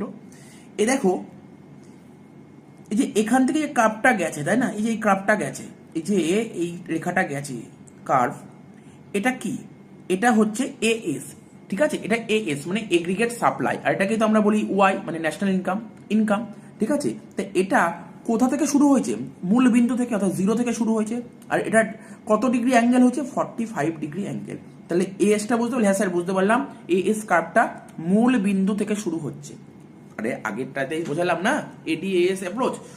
তো এডি এএস কার্ভটা কোথা থেকে শুরু হয়েছে, স্যার মূল বিন্দু মানে অরিজিন থেকে শুরু হচ্ছে। আর একটা কি বললাম, এডি এগ্রিগেট ডিমান্ডটা দেখো, এটা হচ্ছে, এটা একটা কার্ভ আঁকলাম, এটা হচ্ছে এগ্রিগেট ডিমান্ড, যেটা কিনা কনজাম্পশন, অর্থাৎ তোমার যখন ইনকাম 0, আরে তুমি যদি ইনকাম কিছু না করো তখন তো কিছু কনজাম্পশন করতে হয়, ঠিক আছে, তখন তো কিছু কনজাম্পশন করতে হয়, এটা কি কনজাম্পশন, এটাকে বলা হয় অটোনোমাস কনজাম্পশন, যেটা বহুবার বলেছি। আচ্ছা তুমি তো কোনো ইনকাম করোনি, ঠিক আছে, তবুও তোমার কনজাম্পশন করতে হয়, তুমি কোথা থেকে কনজাম্পশন করলে, পুরোনো সেভিংস ভেঙেছো, আরে এটাই তো ডিস সেভিংস, ঠিক আছে। তুমি তো কোনো টাকা ইনকাম করো, তবুও তোমার পেছনে অনেক খরচাপাতি হয়েছে, খরচাটা কোথা দিয়ে করছো, পুরোনো সেভিংস ভেঙে খরচাটা করছো, এই জন্য সেভিংস কার্ভ নেগেটিভ থেকে শুরু হয়। তোমার ইনকাম কিছু নেই, ইনকাম 0, তখন তোমার খরচা করতে হচ্ছে, তাহলে খরচা করলে কোথা থেকে, সেভিংস ভেঙে, তাহলে সেভিংসটা কমে যাচ্ছে, তাই সেভিংস কার্ভটা নেগেটিভ থেকে শুরু হয়। দেখো নিচে দেখো একটা কার্ভ করেছি, এই দেখো দেখতে পাচ্ছ তো, এটাও এক্স ও ওয়াই একটা লেখচিত্র, ঠিক আছে তো। আর সেভিংস কার্ভ কোথা থেকে শুরু হবে, ইনকাম যখন 0, ঠিক আছে, তো ইনকাম যখন 0 তখন তো কিছু কনজাম্পশন হবে, কিন্তু সেই কনজাম্পশনটা যে হবে কোথা থেকে কনজাম্পশন করবে, সেভিংস ভেঙে, তাই সেভিংস কার্ভ নেগেটিভ থেকে শুরু হয়েছে, দেখো এখান থেকে শুরু হচ্ছে, ঠিক আছে তো, এই যে এখান থেকে, ঠিক আছে তো। আর একটা জিনিস আমরা আগেও বলেছি, এটা নতুন করে বলার কিছু নেই, সেভিংস কার্ভটা এটা বোঝা গেল, এটা এস এস সেভিংস কার্ভ হলো নিচ থেকে, মানে ইনকাম যত তোমার আস্তে আস্তে বাড়বে সেভিংস তত বাড়তে থাকবে, ঠিক আছে তো। আর একটা কি বলেছি, ইনভেস্টমেন্ট কার্ভ, তুমি এখানে সেভিংস ইনভেস্টমেন্ট অ্যাপ্রোচ করছো, ইনভেস্টমেন্ট কার্ভ তো তোমাকে আঁকতেই হবে, ইনকাম যত আস্তে আস্তে বাড়তে থাকবে, ইনভেস্টমেন্ট কার্ভ কি বাড়বে বা কমবে না, ইনভেস্টমেন্ট কার্ভে কোনো চেঞ্জ হবে না, এটা কনস্ট্যান্ট থাকবে, আর এটাকেই তো বলা হয় অটোনোমাস ইনভেস্টমেন্ট। চিন্তা নেই, এর পরের ভিডিওতে আসছে autonomous, what is autonomous investment, full ডিটেলসে কনসেপ্ট নিয়ে বোঝাবো, ডিটেলস কনসেপ্ট বোঝাবো, ঠিক আছে? তো বুঝতে পারছো তো, ইনকাম যত ধীরে ধীরে বাড়তে থাকছে, ইনকাম যত ধীরে ধীরে বাড়তে থাকছে, তাই না, ইনকাম যত বাড়তে থাকছে, ইনভেস্টমেন্ট কনস্ট্যান্ট থাকছে। এই কারণের জন্য এই যে এই ইনভেস্টমেন্টটা কি হয়, প্যারালাল হয়। কার প্যারালাল? এক্স অ্যাক্সিসের প্যারালাল হয়। তো বুঝতে পারছো? তা স্যার বুঝতে পেরেছি। তো দেখো এখানে এডি আর এএস কার্ভটা কি হয়েছে, পরস্পরকে কি করে ইন্টারসেক্ট করেছে ই বিন্দুতে, তাই না, ই বিন্দুতে ইন্টারসেক্ট করেছে। আর যদি এখানে যদি দেখো তাহলে কি হচ্ছে, এই যে সেভিংস কার্ভ, এই যে সেভিংস কার্ভ আর এই যে এখানে ইনভেস্টমেন্ট কার্ভ আছে, এটাও পরস্পরকে ছেদ করেছে, মানে ইন্টারসেক্ট করেছে কোথায়, ই বিন্দুতে, তাই না, একই লেভেল হচ্ছে না। তাহলে আমাকে যদি ইকুইলিব্রিয়াম পয়েন্ট বলে তাহলে তোমাকে অ্যানালাইসিস করতে হবে না। তো যেটা বলছিলাম এই যে এটা ইনভেস্টমেন্ট আর এটা সেভিংস, যেখানে সেভিংস আর ইনভেস্টমেন্ট ইকুয়াল হয়েছে, ঠিক আছে, অর্থাৎ এই পয়েন্টে ঠিক একই পয়েন্ট যদি উপরে দেখো, সেখানে কিন্তু এএস আর এডি কার্ভ ইকুয়াল হয়েছে। বুঝতে পেরেছো তো বুঝতে পেরেছো কি বলো, আমি আবার বলছি, দেখো যেখানে সেভিংস আর ইনভেস্টমেন্ট কার্ভ ইকুয়াল হয়েছে, এখানটায় ঠিক একই লেভেল যদি উপরের দিকে তাকাও, সেখানে কিন্তু এএস আর এডি ইকুয়াল হয়েছে, ঠিক আছে তো। আর এটাকে কি বলে, এটা কি হচ্ছে তোমার ইকুইলিব্রিয়াম লেভেল। আর এই টপিকটা তো আগেই বুঝে গেছি, এখন এটা বোঝাচ্ছি, ঠিক আছে তো। দেখে না ভালো করে, এরকম ছোট ছোট করে জিনিস দেখো। এখন তোমরা বলতে পারো স্যার এই যে পাশে কি লেখা, এটা কি টুকবো না? এটা কিন্তু এখন টুকবে না, এটা একদম টুকবে না, আর এটাও টুকবে না, বাকিটা তুমি পুরো টুকে নিতে পারো। এবার কি করবো জানো, এবার এটা এক্সপ্লেনেশন দেবো, ঠিক আছে তো। কি লিখেছে, সুন্দরভাবে লেখা আছে, ইন দ্য অ্যাবাভ ডায়াগ্রাম, যে ওপরে যে ডায়াগ্রামটা আঁকলাম, স্যার কোন ডায়াগ্রাম, দেখো না, দেখো দেখতে পাচ্ছ ডায়াগ্রামটা, পুরোটা দেখে নাও, দেখো ডায়াগ্রাম, এই যে এখানে যে ডায়াগ্রামটা আঁকলাম, এখানে কি বলেছে, আই ইজ ইন্ডিকেট, আইটা কি ইন্ডিকেট করছে, স্যার আইটা ইন্ডিকেট করছে ইনভেস্টমেন্ট কার্ভ। দেখো কোনটা, এই দেখো এটা হচ্ছে আই, ইন্ডিকেট করছে কি, ইনভেস্টমেন্ট কার্ভ। নেক্সট কি বলেছে, which is parallel to x Axis, এটা এক্স অ্যাক্সিসের প্যারালাল হয়েছে। হ্যাঁ স্যার আপনি এইমাত্র বলেন ইনভেস্টমেন্ট কার্ভ এক্স অ্যাক্সিসের প্যারালাল হয়েছে। নেক্সট কি বলেছে, বিকজ অফ অটোনোমাস ইনভেস্টমেন্ট, কেন প্যারালাল হয়েছে, এর পেছনে একটাই কারণ, এটা হচ্ছে autonomous investment. And S is indicate, S কি ইন্ডিকেট করছে, সেভিংস কার্ভ, ঠিক আছে স্যার, এটা দেখান সেভিং কার্ভটা, এই দেখো সেভিং কার্ভ, দেখতে পাচ্ছ সেভিং কার্ভ, হ্যাঁ স্যার দেখতে পাচ্ছি সেভিং কার্ভ। সেভিং কার্ভটা কি হয়েছে, হুইচ ইজ পজিটিভলি স্লোপড, দেখো এটা কিন্তু পজিটিভলি স্লোপ, অর্থাৎ ইনকাম যত ধীরে ধীরে বাড়ছে, সেভিংস কার্ভও আস্তে আস্তে বাড়তে থাকছে, এটা পজিটিভলি স্লোপড হয়েছে, ঠিক আছে তো, বা আপওয়ার্ড বলতে পারো, showing that the as income rises saving also rises, মানে ইনকাম রাইজ হলে সেভিং রাইজ হবে। তো বুঝতেই পেরেছি, এটা নতুন করে বোঝানোর কিছু নেই, 1 নম্বর এক্সপ্লেনেশন বোঝালাম। 2 নম্বর কি বলেছে, the economy is an equilibrium at point E, কোন পয়েন্টে ইকোনমি ইকুইলিব্রিয়াম পৌঁছবে, ই পয়েন্টে, ঠিক আছে, হোয়ার সেভিং আর investment curve intersect each other. তো বলো ইকোনমি কোথায় ইকুইলিব্রিয়াম পৌঁছাবে, সেই পয়েন্টে ইকুইলিব্রিয়াম পৌঁছবে যেখানে সেভিংস কার্ভ আর ইনভেস্টমেন্ট কার্ভ বরাবর হয়, অর্থাৎ এই পয়েন্টে। লাস্ট পয়েন্ট বলেছে, at point E ex ante saving is equal to ex ante investment. Sir মানে ই পয়েন্টে কি হয়, এক্স অ্যান্টে মানে কি জানো, প্ল্যান, তুমি সেভিং এর যে প্ল্যান করেছো সেটা বরাবর হবে কার, ইনভেস্টমেন্টে যা প্ল্যান করেছো তার বরাবর হতে হবে। আর দুটো কনসেপ্ট দিয়ে দাও, তাহলে এই টপিকটা শেষ হয়ে যাচ্ছে, ছোট্ট কনসেপ্ট। বলছে when saving is less than investment, কি বলেছে, হোয়েন, আচ্ছা এটা একটু পরে বলছি, আমি আগে বলে নি, when saving is more than investment, সেটা আগে বুঝিয়ে। দেখো কি লেখা আছে, when saving is more than investment, কি লেখা আছে, এটা আগে ব্যাপারটা কনসেপ্টটা বুঝিয়ে দিই, তারপর এটা পড়বো। দেখো বোঝাই ব্যাপারটা কি বলছে, ঠিক আছে তো। বলছে এইমাত্র কি বললাম, when savings is more than investment, ঠিক আছে, সেভিং যদি ইনভেস্টমেন্টের চেয়ে বেশি হয়, কোন পোর্শনটা, এখন যেটা দেখাচ্ছে না তুমি আঁকবে না, এটা বোঝানোর জন্য। দেখো তুমি বলো, বলছে সেভিংস বেশি কাটছে ইনভেস্টমেন্টের চেয়ে, ইনভেস্টমেন্ট কার্ভ এটা হচ্ছে, দেখো এটা হচ্ছে ইনভেস্টমেন্ট কার্ভ, এটা হচ্ছে ইনভেস্টমেন্ট কার্ভ। বলছে সেভিংস যদি ইনভেস্টমেন্টের চেয়ে বেশি হয়, অর্থাৎ তার মানে এই পোর্শনটার কথা বলছে, মানে সেট করে দিই তাহলে বুঝতে পারবে তোমরা, এই পোর্শনটার কথা বলা হচ্ছে। বলছে সেভিং যদি বেশি হয় কাটছে, সেভিং যদি ইনভেস্টমেন্টের চেয়ে বেশি হয়, তার মানে কি, যদি সেভিং বেশি হয় ইনভেস্টমেন্টের চেয়ে, অর্থাৎ এখানে যদি তুমি নোটিশ করো, কি নোটিশ করবে, তাহলে তুমি এখানে ইনভেস্টমেন্ট কম করছো, সেভিংস প্রচুর করছো, অর্থাৎ এই পোর্শনে তুমি কি করছো, এই পোর্শনে তুমি সেভিংস প্রচুর করছো, প্রচুর সেভ করছো, ইন কম্পারেটিভলি ইনভেস্টমেন্ট প্রচুর কম করছো, ঠিক আছে তো। তুমি দেখো না, বুঝতেই পারছো, এটা হচ্ছে, এটা কি, এটা সেভিংস কার্ভ, এটা ইনভেস্টমেন্ট কার্ভ। তাহলে তোমার কে বেশি হচ্ছে, এখানে যদি ভালো করে দেখো কে বেশি, সেভিংস বেশি না ইনভেস্টমেন্ট? স্যার ইনভেস্টমেন্টের তুলনায় সেভিংস প্রচুর বেশি, অর্থাৎ এই লেভেলে সেভিংস প্রচুর হচ্ছে, ইনভেস্টমেন্ট কম হচ্ছে। ঠিক আছে তো, অর্থাৎ এস গ্রেটার দেন আই হচ্ছে, তার মানে তো এটাই। এখানে এই পোর্শনে কি দেখাচ্ছে স্যার, এই পোর্শন তুমি নিজেই বলো, নিজে বোঝার চেষ্টা করো ব্যাপারটা, রাট্টা মেরো না, ব্যাপারটা বোঝার চেষ্টা করো। এই পোর্শনে কি হচ্ছে, এই পোর্শনে কি বেশি হচ্ছে, এই পোর্শনে তোমার সেভিংসটা বেশি হচ্ছে, তাই না? কিন্তু ইনভেস্টমেন্ট তো এই লাইন গেছে। আমি যদি তোমাকে বলি এই পোর্শনে, ঠিক আছে, এই পোর্শনে তোমার কি হচ্ছে, সেভিংস দেখো এতটা, দেখো সেভিংস এখানে, ঠিক আছে তো, এই পোর্শনে তোমার সেভিংস তো এতটা, ঠিক আছে, ইনভেস্টমেন্ট এখানে আছে। তো আমি বলতে চাইছি এই পোর্শনে, এই যে এইখানে এই যে শেডেড এরিয়া আছে, এই এরিয়ায় কে বেশি, ইনভেস্টমেন্ট বেশি না সেভিংস বেশি? দেখো সেভিংস ইনভেস্টমেন্ট একটা লেভেলে আছে, তাই না, ইনভেস্টমেন্ট একটা লেভেলে, সেভিংস উপরে উঠে যাচ্ছে। অর্থাৎ আমি তোমাকে বলতে যাচ্ছি এই শেডেড এরিয়ায় কে বেশি, সেভিংস বেশি, কার তুলনায়, ইনভেস্টমেন্টের তুলনায় সেভিংসটা বেশি। ঠিক আছে, তাহলে সেভিংস গ্রেটার দেন ইনভেস্টমেন্ট। লোকে পয়সা প্রচুর সেভ করছে, ঠিক আছে, লোকে পয়সা প্রচুর সেভ করছে আর ইনভেস্টমেন্ট কম করছে। এই পোর্শনে কি হচ্ছে, লোকে প্রচুর মানে পয়সাটাকে খুব সেভিংস করার চেষ্টা করছে, কিন্তু ইনভেস্টমেন্টটা কম করছে। তাহলে কি হবে, এখানে কি লোক খরচা করছে? তুমি বলো, কোনো লোক যখন সেভ প্রচুর করে, ইনভেস্টমেন্ট কম করছে, তাহলে সেখানে কি খরচা প্রচুর করছে? ঠিক আছে, তো না স্যার, এখানে তো তুমি বোঝার চেষ্টা করো ব্যাপারটা, এখানে লোক তো খুব একটা বেশি খরচা করছে না, বদলে কি করছে, খুব বেশি সেভ করছে। এই পোর্শনে লোক খরচটা কমিয়ে দিচ্ছে, খরচটা কম করে দিয়ে সেভের প্রতি জোর দিচ্ছে। ঠিক আছে তো, এখানে এটাই বলেছে। অর্থাৎ S greater than I, S greater than I মানে কি, এখানে লোকে সেভ প্রচুর করছে কম্পারেটিভলি খরচার তুলনায়। ঠিক আছে তো, প্রচুর সেভ, মানে সেভ কখন হবে, যখন তুমি খরচ কম করবে তখন সেভ হবে, আর যখন তুমি খরচা কম করবে তখন তো তোমার ডিমান্ড কমবে। যদি তুমি খরচা কম করো তাহলে তোমার ডিমান্ড কমবে। এখানে তো তাই লিখে দাও, ডিমান্ডটা ডাউন অ্যারো দিয়েছি। তো বলতে চেয়েছে যে এখানে লোক ডিমান্ড কম করছে, কেন ডিমান্ড কম করছে, কেন ডিমান্ড কম করছে, কেননা ডিমান্ড থেকে খরচা হয় আমরা জানি, আর লোক যত বেশি ডিমান্ড করবে তত বেশি খরচা হবে, আর যত বেশি খরচা হবে তত সেভিংটা তোমার কমে যাবে। তো এখানে তো লোকে ডিমান্ডটা কি করছে, এখানে লোকে ডিমান্ড কম করছে, আর ডিমান্ড কম করছে মানে খরচা কম হচ্ছে, আর খরচা কম হচ্ছে মানেই তো সেভিংস বাড়ছে। ঠিক আছে তো,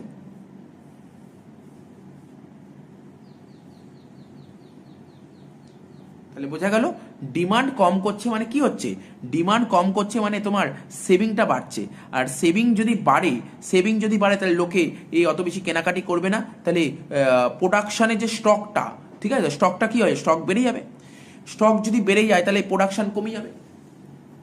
তাহলে জিনিসটা প্রপারলি বোঝার চেষ্টা করো। যখন তুমি ধরো তোমার ফ্যামিলির কথা যদি ভাবো, ফ্যামিলিতে যদি তোমার খরচাপাতি যদি কমিয়ে দাও তাহলে তোমার কি হবে, সেভিং বাড়বে। ঠিক আছে, সেভিং যদি বাড়ে, ঠিক আছে, ডিমান্ড কমবে। কেন ডিমান্ড কমবে, কারণ খরচা থেকেই তো ডিমান্ড তৈরি হয়। তাহলে তুমি যদি খরচ কমিয়ে দিলে তোমার ডিমান্ড কমে যাবে, আর ডিমান্ড কমে গেলে কি হবে, তোমার যে স্টক আছে সেই স্টকটা, ডিমান্ড নেই মার্কেটে, তাহলে স্টক আস্তে আস্তে বাড়তে থাকবে, আর স্টক যদি বাড়তে থাকে তাহলে প্রডিউসার কি আবার নতুন করে প্রোডাকশন করবে, আরে আগের স্টকগুলো বেরোক তারপর তো প্রোডাকশন করবে। এটাই বলেছে। ঠিক আছে তো, চলো এটাই বলেছে, এবার এটা বোঝাই কি লেখা আছে।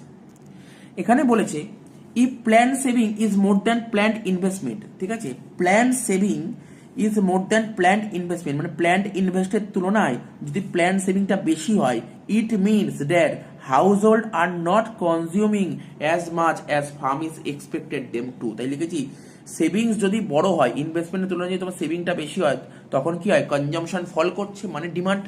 ঠিক আছে, ডিমান্ডটা তোমার ফল করছে, আর ডিমান্ড ফল করলে কি হবে, তোমার স্টকটা বাড়তে থাকবে, ইনভেন্টরি রাইজ করবে, তাহলে তোমার প্রোডাকশন কমাতে হবে। ঠিক আছে তো, তাহলে বোঝা গেল ব্যাপারটা। তো বলছে ডিমান্ড যদি তোমার মার্কেটে কম হয়, ডিমান্ড যদি কম হয় তাহলে মার্কেটে কি হবে, যে প্রোডাক্টটা আছে তার সাপ্লাইটা অনেকটা কমে যাবে, আর মার্কেটে যদি প্রোডাক্টের সাপ্লাই কমে যাবে, প্রোডাক্টের যে স্টক আছে, ঠিক আছে, সেটা বেড়ে যাবে। তোমার যদি প্রোডাক্টের যদি সাপ্লাই কমে যায়, তাহলে মার্কেটে যে প্রোডাক্টটা আছে তার স্টকটা কি হবে, বেড়ে যাবে, আর এরকম অবস্থায় প্রডিউসার প্রোডাকশন বেশি না করে কি করবে, কম করবে। কমন ব্যাপার এটা না। এবার হচ্ছে আমরা এই পোর্শনটা বোঝাবো। ঠিক আছে, এবার আমরা এই পোর্শনটা বোঝাবো। এই শেডেড পোর্শনটা বোঝাবো। এখানে কি হচ্ছে যদি তুমি ভালো করে দেখো, এখানে কে বেশি হচ্ছে, সেভিংস বেশি না ইনভেস্টমেন্ট বেশি? ঠিক আছে, সেভিংস দেখো নিচ থেকে যাচ্ছে, সেভিংসটা নিচ থেকে যাচ্ছে, ইনভেস্টমেন্টের নিচ থেকে সেভিং যাচ্ছে। এই যে এটা ইনভেস্টমেন্ট, এটা ইনভেস্টমেন্ট, এর নিচ থেকে সেভিং যাচ্ছে। স্যার এখানে তো ইনভেস্টমেন্ট বেশি সেভিংস কম, তাই দেখো এস লেস দ্যান আই লিখেছি। ঠিক আছে, অর্থাৎ মানে এখানে কি হচ্ছে, আমরা কিন্তু বেশি বাঁচাতে পারছি না, এই পোর্শনে কি হচ্ছে আমরা বেশি বাঁচাতে পারছি না, তার মানে আমি আমার প্রোডাক্টের প্রচুর ডিমান্ড করছি, মানে আমরা কি করছি প্রোডাক্টের প্রচুর ডিমান্ড করছি, তার মানে খরচা বেশি করছি, অর্থাৎ এই পোর্শনে আমি বেশি বাঁচাতে পারছি না, তার মানে কি খরচা প্রচুর করছি, খরচা প্রচুর করছি মানে এখানে আমার প্রোডাক্টের প্রচুর ডিমান্ড হচ্ছে, এখানে প্রচুর খরচা করছি, খরচা করছি মানে ডিমান্ডের প্রশ্ন উঠছে, মানে ডিমান্ড প্রচুর বেড়ে যাচ্ছে, প্রচুর বেড়ে যাচ্ছে ডিমান্ড। ডিমান্ড যদি বেড়ে যায় তাহলে কি হবে, তোমার মার্কেটে যে তোমার যা স্টক থাকে স্টক আস্তে আস্তে কমতে থাকবে, আর স্টক যদি কমতে থাকে তাহলে কি করে প্রডিউসার নতুন করে প্রোডাকশন করার চেষ্টা। ঠিক আছে, এটাই বলছে when saving is less than investment. কি বলছে, if planned saving is less than planned investment. ঠিক আছে, সেভিং ইজ লেস দ্যান মানে ইনভেস্টমেন্টের তুলনায় সেভিং যদি কম হয় তখন কি হবে, it means that household are consuming more and saving less than the what firm is expected them to. Savings যদি ইনভেস্টমেন্ট তুলনায় যদি সেভিংস কম হয় তখন কনজামশনটা বেড়ে যাবে, ডিমান্ড বেড়ে যাবে। ঠিক আছে, অর্থাৎ তাহলে ইনভেন্টরি তখন কি করে ফল করবে, আর তখন প্রডিউসারকে প্রচুর প্রচুর প্রোডাকশন করতে হবে। তো আশা করি বুঝতে পারলে এখনো পর্যন্ত কি কি বোঝালাম। ঠিক আছে, এবার এটা তো বোঝা গেল, এবার আমাদের যে অজয় কুমার নন্দীর বইটা আছে ওই বইতে কেমন কিভাবে এক্সপ্লেন করেছে সেটা বোঝাবে। এটা ইংলিশে বোঝালাম। তো দেখো ইংলিশ ভার্সন যারা লিখবে এখনো পর্যন্ত যা যা ব্যাখ্যা করেছে এইটুক লিখলেই হবে, এনাফ। ঠিক আছে, তো দেখো এটা বাংলায় লেখা আছে, কারণ অনেকেও তো ইকোনমিক্স বেঙ্গলিতে পড়ছো, তো আমি যে এতক্ষণ যে বোঝালাম, যে ইংলিশে যেটা বোঝালাম, ঠিক আছে, তোমরা বাংলাতে লিখলেও ওটা যেইভাবে বুঝিয়েছি মোটামুটি তো বুঝতে পারলে, ওটা নিজের মতন করে লিখে আমাকে দেখাবে। যারা বাংলায় পড়ছো একদম যেইভাবে বুঝিয়েছি সেটা নিজের মতন করে লিখে আমাকে দেখাবে। আর যদি লিখতে পারো বেস্ট হবে, হেভি নাম্বার পাবে ওটা লিখতে পারলে। আর যদি ভালো করে লিখতে না পারো, তোমরা যদি ভালো করে নোট তৈরি করতে না পারো, এই ধরো এখানে যে বাংলায় লেখা আছে, ঠিক আছে, সেটা আমি বোঝাচ্ছি, দুটোর মধ্যে একটা লিখতে পারলেই হবে। তবে আমার মতে বলে আমি যেটা বোঝালাম ইংলিশে, এটা বোঝালাম, ওটাই যদি তোমরা বাংলায় মানে পড়ে তো কিছু বুঝতে পারলে, এবার তোমাদের তো যারা বাংলায় পড়ছে, বাংলায় বই আছে, বইয়ের হেল্প নিয়ে নিজে নোট তৈরি করা শেখো, নিজেরা নোট তৈরি করা শেখো। ঠিক আছে, তো দেখো এখানে কি বলছে, বলছে determination of equilibrium level of national income in simple Keynesian model by saving investment approach. তাহলে আমি কি বললাম, যে প্রফেসর কেনস ছিল, উনি কি করেছিল, উনি মানে ইকুইলিব্রিয়াম লেভেল ডিটারমাইন করার জন্য ইনকাম আর এমপ্লয়মেন্টের উনি দুটো অ্যাপ্রোচের কথা বলেছিল। একটা এডিএএস অ্যাপ্রোচ, একটা aggregate demand aggregate supply approach, আর একটা সেভিংস ইনভেস্টমেন্ট অ্যাপ্রোচ, দুটো অ্যাপ্রোচের কথা বলেছিল। তো এখানে বলছে সেভিং ইনভেস্টমেন্ট অ্যাপ্রোচটা বোঝাতে। তো আমি কি বলেছিলাম, এই অ্যাপ্রোচে কি বলা হয়েছিল, কেনস বলেছিল সেখানেই ইকুইলিব্রিয়ামে পৌঁছাবে যেখানে সেভিংস আর ইনভেস্টমেন্ট বরাবর হয়, বা বলতে পারো প্ল্যান্ট সেভিংস আর প্ল্যান্ট ইনভেস্টমেন্ট বরাবর হয়। দেখো এখানে নিশ্চয়ই এইসব কথাই বলবে। এখানে কি বলেছে, সঞ্চয় বিনিয়োগ পদ্ধতি মানে সেভিংস ইনভেস্টমেন্ট সেভিং বা সেভিং ইনভেস্টমেন্ট মেথডে ভারসাম্য জাতীয় আয় মানে ইকুইলিব্রিয়াম ন্যাশনাল ইনকাম সেখানেই ডিটারমাইন করা হয় যেখানে টোটাল সেভিং, ঠিক আছে, টোটাল সেভিং আর টোটাল ইনভেস্টমেন্ট বরাবর হয়, মানে এগ্রিগেট সেভিং আর এগ্রিগেট ডিমান্ড বরাবর হয়। অধ্যাপক কেনসের মতে আমরা কি করি, ইনকাম যা করি না, ইনকামের যে পার্টটা আমরা খরচা করি না, ইনকাম আমরা তো অনেক টাকা ইনকাম করি, ইনকামের যেই পার্টটা আমরা খরচা করি না সেটাকেই তো সেভিংস বলে। দেশের সমস্ত জনগণ, ঠিক আছে, বা জনসাধারণ পাবলিক সকলে মিলে যে পরিমাণ সেভটা করে সেটাকে বলা হয় দেশের টোটাল বা বলতে পারে এগ্রিগেট সেভিংস। এখানে ধরা হচ্ছে দেশের সেভিংসটা কত, দেশের সেভিংসটা এস, ঠিক আছে, আর দেশের ইনকামটাকে বলা হচ্ছে ওয়াই। ঠিক আছে, কি বলছি, দেখো এখানে লেখা আছে S equal to S of Y. এখানে কি লেখা আছে, S equal to S of Y, মানে দেশের যে আমাদের সারা দেশের যে সেভিংস আছে না, সেভিংসটা কিসের উপর ডিপেন্ড করে, ন্যাশনাল ইনকাম। আরে ইনকাম যত বাড়বে সেভিংস তত বাড়বে, ইনকাম যত কমবে সেভিংস তত কমবে, এখানে এটাই বলা হয়েছে। ঠিক আছে, তো এটা তো দেখো বইতে লিখেছে, অজয় কুমার নন্দীর বইতে সুন্দরভাবে ডেসক্রাইব করেছে। এটাও কখনো বলবো না এটা লিখতে পারো না, এটাও লিখতে পারো, বাট আমি এটা নোট লিখলাম, ওটা আরো সুন্দরভাবে ডেসক্রাইব করেছে। ঠিক আছে, অর্থাৎ এখানে যে কি বলছে, এই সঞ্চয় অপেক্ষক, এটা সঞ্চয় অপেক্ষক মানে সেভিংস ফাংশন কি দেখাচ্ছে, ওয়াই বাড়লে মানে হচ্ছে ইনকাম যদি বাড়ে তাহলে সেভিংস বাড়বে, আর ওয়াই যে হারে বাড়ে মানে ইনকামটা যেই রেটে বাড়বে সেভিংস কিন্তু তার থেকে কম রেটে বাড়বে। ঠিক আছে, তো তাহলে এটাকে এখানে লিখেছি 0 less than delta S by delta Y. ঠিক আছে, delta S by delta Y মানে কি মনে করো এমপিএস, তাই না? এমপিএস কার থেকে কার মধ্যে থাকে? 0 থেকে 1 এর মধ্যে থাকে। এগুলো সব ডেসক্রাইব করা আছে আগে। ঠিক আছে, তাই লিখেছি এখানে delta S by delta Y হচ্ছে এমপিএস, প্রান্তিক সঞ্চয় প্রবণতা। সুতরাং মানে এমপিএস এর মান 0 থেকে 1 এর মধ্যে থাকবে, অর্থাৎ 0 বেশি 1 কম। যে সমস্ত সম্পদ মানুষ দ্বারা সৃষ্টি হয়, এখানে লিখেছে মূলধন ক্যাপিটাল জিনিসটা কি, যে সমস্ত সম্পদ মানুষ দ্বারা সৃষ্টি হয় এবং যা থেকে দ্রব্য বা সেবার স্রোত বা উপযোগিতার স্রোত প্রবাহিত হয় তাদের বলা হয় ক্যাপিটাল। একটি নির্দিষ্ট সময়ে মজুত মূলধন বা মূলধন যে পরিমাণ বাড়ে, একটা নির্দিষ্ট সময়ে ক্যাপিটাল যে পরিমাণ বাড়ে তাকে বলা হয় ইনভেস্টমেন্ট। এখানে ধরা হচ্ছে দেশের যে মোট ইনভেস্টমেন্টটা কি, সেটা হচ্ছে তোমার অটোনোমাস ইনভেস্টমেন্ট। আমি পরের ভিডিওতে আসছে অটোনোমাস ইনভেস্টমেন্ট। যে সমস্ত বিনিয়োগ কেবলমাত্র বিনিয়োগকারীদের ইচ্ছার উপর নির্ভর করে, যে সমস্ত ইনভেস্টমেন্ট কেবলমাত্র যারা ইনভেস্ট করে তাদের ইচ্ছার উপর নির্ভর করে এবং অন্যান্য অর্থনৈতিক বিষয়ের উপর নির্ভর করে না, সেটাই হচ্ছে অটোনোমাস ইনভেস্টমেন্ট। ঠিক আছে, অটোনোমাস ইনভেস্টমেন্ট একটি নির্দিষ্ট স্তরে স্থির থাকে, আর অটোনোমাস ইনভেস্টমেন্ট কিছুক্ষণ আগেই বললাম এটা ফিক্স থাকে। তাই আমরা লিখেছি আই ইকুয়াল টু এ, কারণ অটোনোমাস ইনভেস্টমেন্ট কি থাকে, সবসময় কনস্ট্যান্ট থাকে। তাহলে আগে একটা 1 নম্বর ইকুয়েশন আসলো, এটা আর একটা ইকুয়েশন আসলো। ঠিক আছে, এটা কি, এ হচ্ছে এখানে কনস্ট্যান্ট। এখানে ভারসাম্য জাতীয় আয় নির্ধারণের শর্ত, ভারসাম্য জাতীয় আয় মানে ইকুইলিব্রিয়াম ন্যাশনাল ইনকামের শর্তটা কি, এস আর আই যেখানে বরাবর হয়, এস আর আই যেখানে বরাবর হয় সেটাই হচ্ছে ইকুইলিব্রিয়াম লেভেল অফ ইনকাম। তাহলে আমরা কি বলতে পারি, এস ইকুয়াল টু আই। তাই 3টে ইকুয়েশন ছিল, ইকুয়েশন 1, ইকুয়েশন 2, ইকুয়েশন 3। তো ইকুয়েশন 1 কি ছিল, আমি একটা বোঝাচ্ছি একটা জিনিস নিয়ে, এখন খাতাটা নিয়ে বোঝাচ্ছি। প্রথম ইকুয়েশন আমরা কি পেলাম,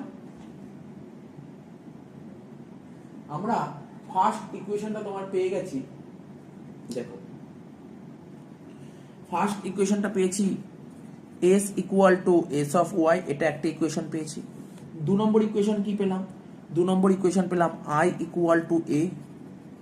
3 নম্বর ইকুয়েশন কি পেলাম, এস ইকুয়াল টু আই। 3টি ইকুয়েশনকে বরাবর করলে তাহলে কি লেখা আছে, S equal to S of Y, আবার এস ইকুয়াল টু আই। তাহলে আমরা বলতে পারি S of Y equal to I, আবার আই ইকুয়াল টু এ, তাহলে বরাবর বলতে পারি 3টে সমান। তাহলে S of Y equal to A, দেখো এটাই লেখা আছে, এখানে এটাই লেখা আছে, S of Y equal to A. এখানে একটি সমীকরণ মানে ইকুয়েশন ও একটি চলরাশি মানে ভেরিয়েবল, একটা ইকুয়েশন একটা ভেরিয়েবল ওয়াই থাকায় সমীকরণটি ওয়াই এর মান, এখান থেকে ওয়াই এর মান পাওয়া যাবে। ঠিক আছে, তো অর্থাৎ সমীকরণটিকে ভারসাম্য জাতীয় আয় তুমি নির্ধারণ করতে পারবে। ঠিক আছে, ইকুইলিব্রিয়াম ন্যাশনাল ইনকাম। তো দেখো সেভিংস ইনভেস্টমেন্ট পদ্ধতিতে ভারসাম্য জাতীয় আয় একটা রেখাচিত্রের মাধ্যমে দেখানো হয়েছে। তো এই দিকে দেখো, এদিক কি হয়েছে, এটা এখানে জাতীয় আয়, এক্স অ্যাক্সিসে আমরা কি দেখি, জাতীয় আয়, আর ওয়াই অ্যাক্সিসে কি দেখিয়েছি, সেভিংস আর ইনভেস্টমেন্ট দেখিয়েছি। তো যদি ভালো করে ছবিটার দিকে ফোকাস করো,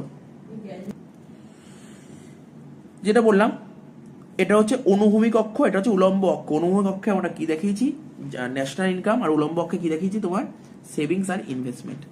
ঠিক আছে, এবার এই চিত্রে এস ওয়াই, এই যে এটা কি, এটা হচ্ছে তোমার সেভিংস কার্ভ, এস ওয়াই হচ্ছে তোমার সেভিংস কার্ভ। ঠিক আছে, তো এই রেখাটি কি হয়েছে, আস্তে আস্তে আপওয়ার্ড হয়েছে, অত ঊর্ধ্বমুখী হয়েছে। তার কারণ আয় বাড়লে সঞ্চয় বাড়বে, আর আয় কমলে সঞ্চয় কমবে। এই রেখাটি উলম্ব কি হয়েছে, উলম্ব মানে ঠিক আছে, এই রেখাটি উলম্ব ঋণাত্মক অক্ষ থেকে শুরু হয়েছে। তো স্যার মানে বুঝলাম না, উলম্ব ঋণাত্মক, দেখো এটা হচ্ছে উলম্ব, এটা হচ্ছে উলম্ব। ঠিক আছে, আর ঋণাত্মক এটা তো 0, এর নিচে মানে ঋণাত্মক, অর্থাৎ এটা কোথা থেকে শুরু হয়েছে, এই 0-র নিচ থেকে শুরু হয়েছে, অর্থাৎ নেগেটিভ কার্ভ থেকে শুরু হয়েছে, এটা বলেছে। এর অর্থ হলো জাতীয় আয়ের পরিমাণ যখন শূন্য, ন্যাশনাল ইনকাম যখন শূন্য, ঠিক আছে, তখন সঞ্চয়ের পরিমাণ কত হয়, কি হয়, নেগেটিভ হয়। ঠিক আছে, তার কারণ জাতীয় আয় শূন্য হলেও মোট ভোগ ব্যয় কিছুই থাকে, কিছু না কিছু থাকবে। আর শূন্য জাতীয় আয় যে পরিমাণ মোট ভোগ ব্যয় হয়, যখন শূন্য জাতীয় আয় তখন যে পরিমাণ মোট ভোগ ব্যয় হয় সেটাই হলো ঋণাত্মক সঞ্চয়ের পরিমাণ। এই সঞ্চয় রেখাটি অনুভূমিক অক্ষকে ছেদ করেছে। এই যে সঞ্চয় রেখাটি, এটা অনুভূমিক অক্ষ, এটাকে ছেদ করেছে। ঠিক আছে, তো কারণ নির্দিষ্ট জাতীয় আয়ের পরেই সঞ্চয় ধনাত্মক হয়, নির্দিষ্ট আয়ের পরেই। আর এখানে আয় হলো কি একটা ইনভেস্টমেন্ট কার্ভ, ঠিক আছে, এই রেখাটি অনুভবকে সমান্তরাল হয়েছে, কারণ বিনিয়োগ হলো অটোনোমাস ইনভেস্টমেন্ট। চিত্র থেকে দেখা যাচ্ছে এস ওয়াই রেখা আয় রেখাকে পি বিন্দুতে ছেদ করেছে। এই যে এস ওয়াই যে রেখাটা আয় রেখাকে কোন বিন্দুতে ছেদ করেছে? পি বিন্দুতে ছেদ করেছে, ঠিক আছে। অর্থাৎ পি বিন্দুতে ভারসাম্য শর্ত পূরণ হয়েছে, মানে এস ইকুয়াল টু আই হয়েছে, ঠিক আছে। কেননা দেখুন এটা আই এটা এস ছেদ করেছে, এখানে হয়েছে, অর্থাৎ এই বিন্দুতে সেভিংস আর ইনভেস্টমেন্ট সমান হয়েছে। সুতরাং পি বিন্দুই হলো ভারসাম্যের বিন্দু, এটা হচ্ছে ভারসাম্যের বিন্দু। আর এখানে ভারসাম্য জাতীয় আয়ের পরিমাণ হলো ও ওয়াই জিরো। যারা বাংলায় লিখতে চাও, ঠিক আছে, এখানে লেখাটা লিখতে পারো, ঠিকই আছে। বাট আমি শিডিউল দিয়েছি, ছবি এঁকেছি, আমি অনেক ডিটেলসে অনেকটা বোঝানোর চেষ্টা করেছি। আমার মনে হয়, আমি বলবো, আমাকে যদি বলো কোনটা সাজেশন, আমি যেটা ইংলিশে লিখে দিলাম ওটা লেখা আছে। এবার তোমরা যদি বলো স্যার অজয় কুমার নন্দীর বইতে ইংলিশে কি লেখা আছে, ঠিক আছে, সেই নোটটার পিডিএফ, এটা যে বললাম ইংলিশে, এটারই বাংলাটা লেখা, এটা যে বাংলায় বললাম এটারই ইংলিশটা কিন্তু অজয় কুমার নন্দীর বইতে সুন্দরভাবে ডেসক্রাইব করেছে, ঠিক আছে। তো ইংলিশে আমি দিয়ে দেবো, এই যে ডেসক্রিপশন বক্সে আমি পিডিএফটা পাঠিয়ে দেবো, ওটা তোমরা দেখে নিতে পারো। তোমরা ম্যাক্সিমাম তো অনেকেই ইংলিশে পড়ছো ইকোনমিক্স, ঠিক আছে, তার জন্য আমি ইকোনমিক্সে ইংলিশের নোটটা তৈরি করেছি। ইংলিশের নোটটা তোমরা বুঝে যাচ্ছে, ব্যাপারটা পুরো প্রপারলি বোঝালাম, ঠিক আছে। তো এবার কেউ যদি বলে স্যার আমি তো অজয় কুমার নন্দীর বই কিনেছি, ওই বইটা করবো, আমি তোমাদের বলবো, আমি যে ইংলিশে নোটটা লেখালাম, তাই না, আমি যে ইংলিশে নোটটা লেখালাম সেটাকেই মোটামুটি তোমরা পড়ে নিলে, তোমাদের টেক্সট বুক আছে, তোমরা নিজেরা নোট করো, যা বুঝলে ওটা নিজেরা নোট করো। দরকার হলে তোমাদের অজয় কুমার নন্দীর বইয়ের হেল্প নাও, হেল্প নিয়ে নোটটা করো, ঠিক আছে। যদি কোথাও বুঝতে অসুবিধা, আমি হেল্প করে দেবো, পুরো বুঝিয়ে দিলাম তো, নোট করে আমাকে দেখাও, আমি তারপর বলে দেবো কতটা ঠিক হলো কতটা ভুল হলো, ঠিক আছে। আশা করি তোমরা বুঝতে পেরেছো। তো এই ক্লাসটা আমরা এখানে শেষ করছি। আমরা নেক্সট ক্লাসে কি করবো ওটা আলোচনা করব। কোন কোশ্চেনটা? ওই একটা কোশ্চেন ছিল তোমার অটোনোমাস ইনভেস্টমেন্ট আর ইন্ডিউস ইনভেস্টমেন্ট, ওটা নিয়ে ডিসকাস করবো, ঠিক আছে। চলো।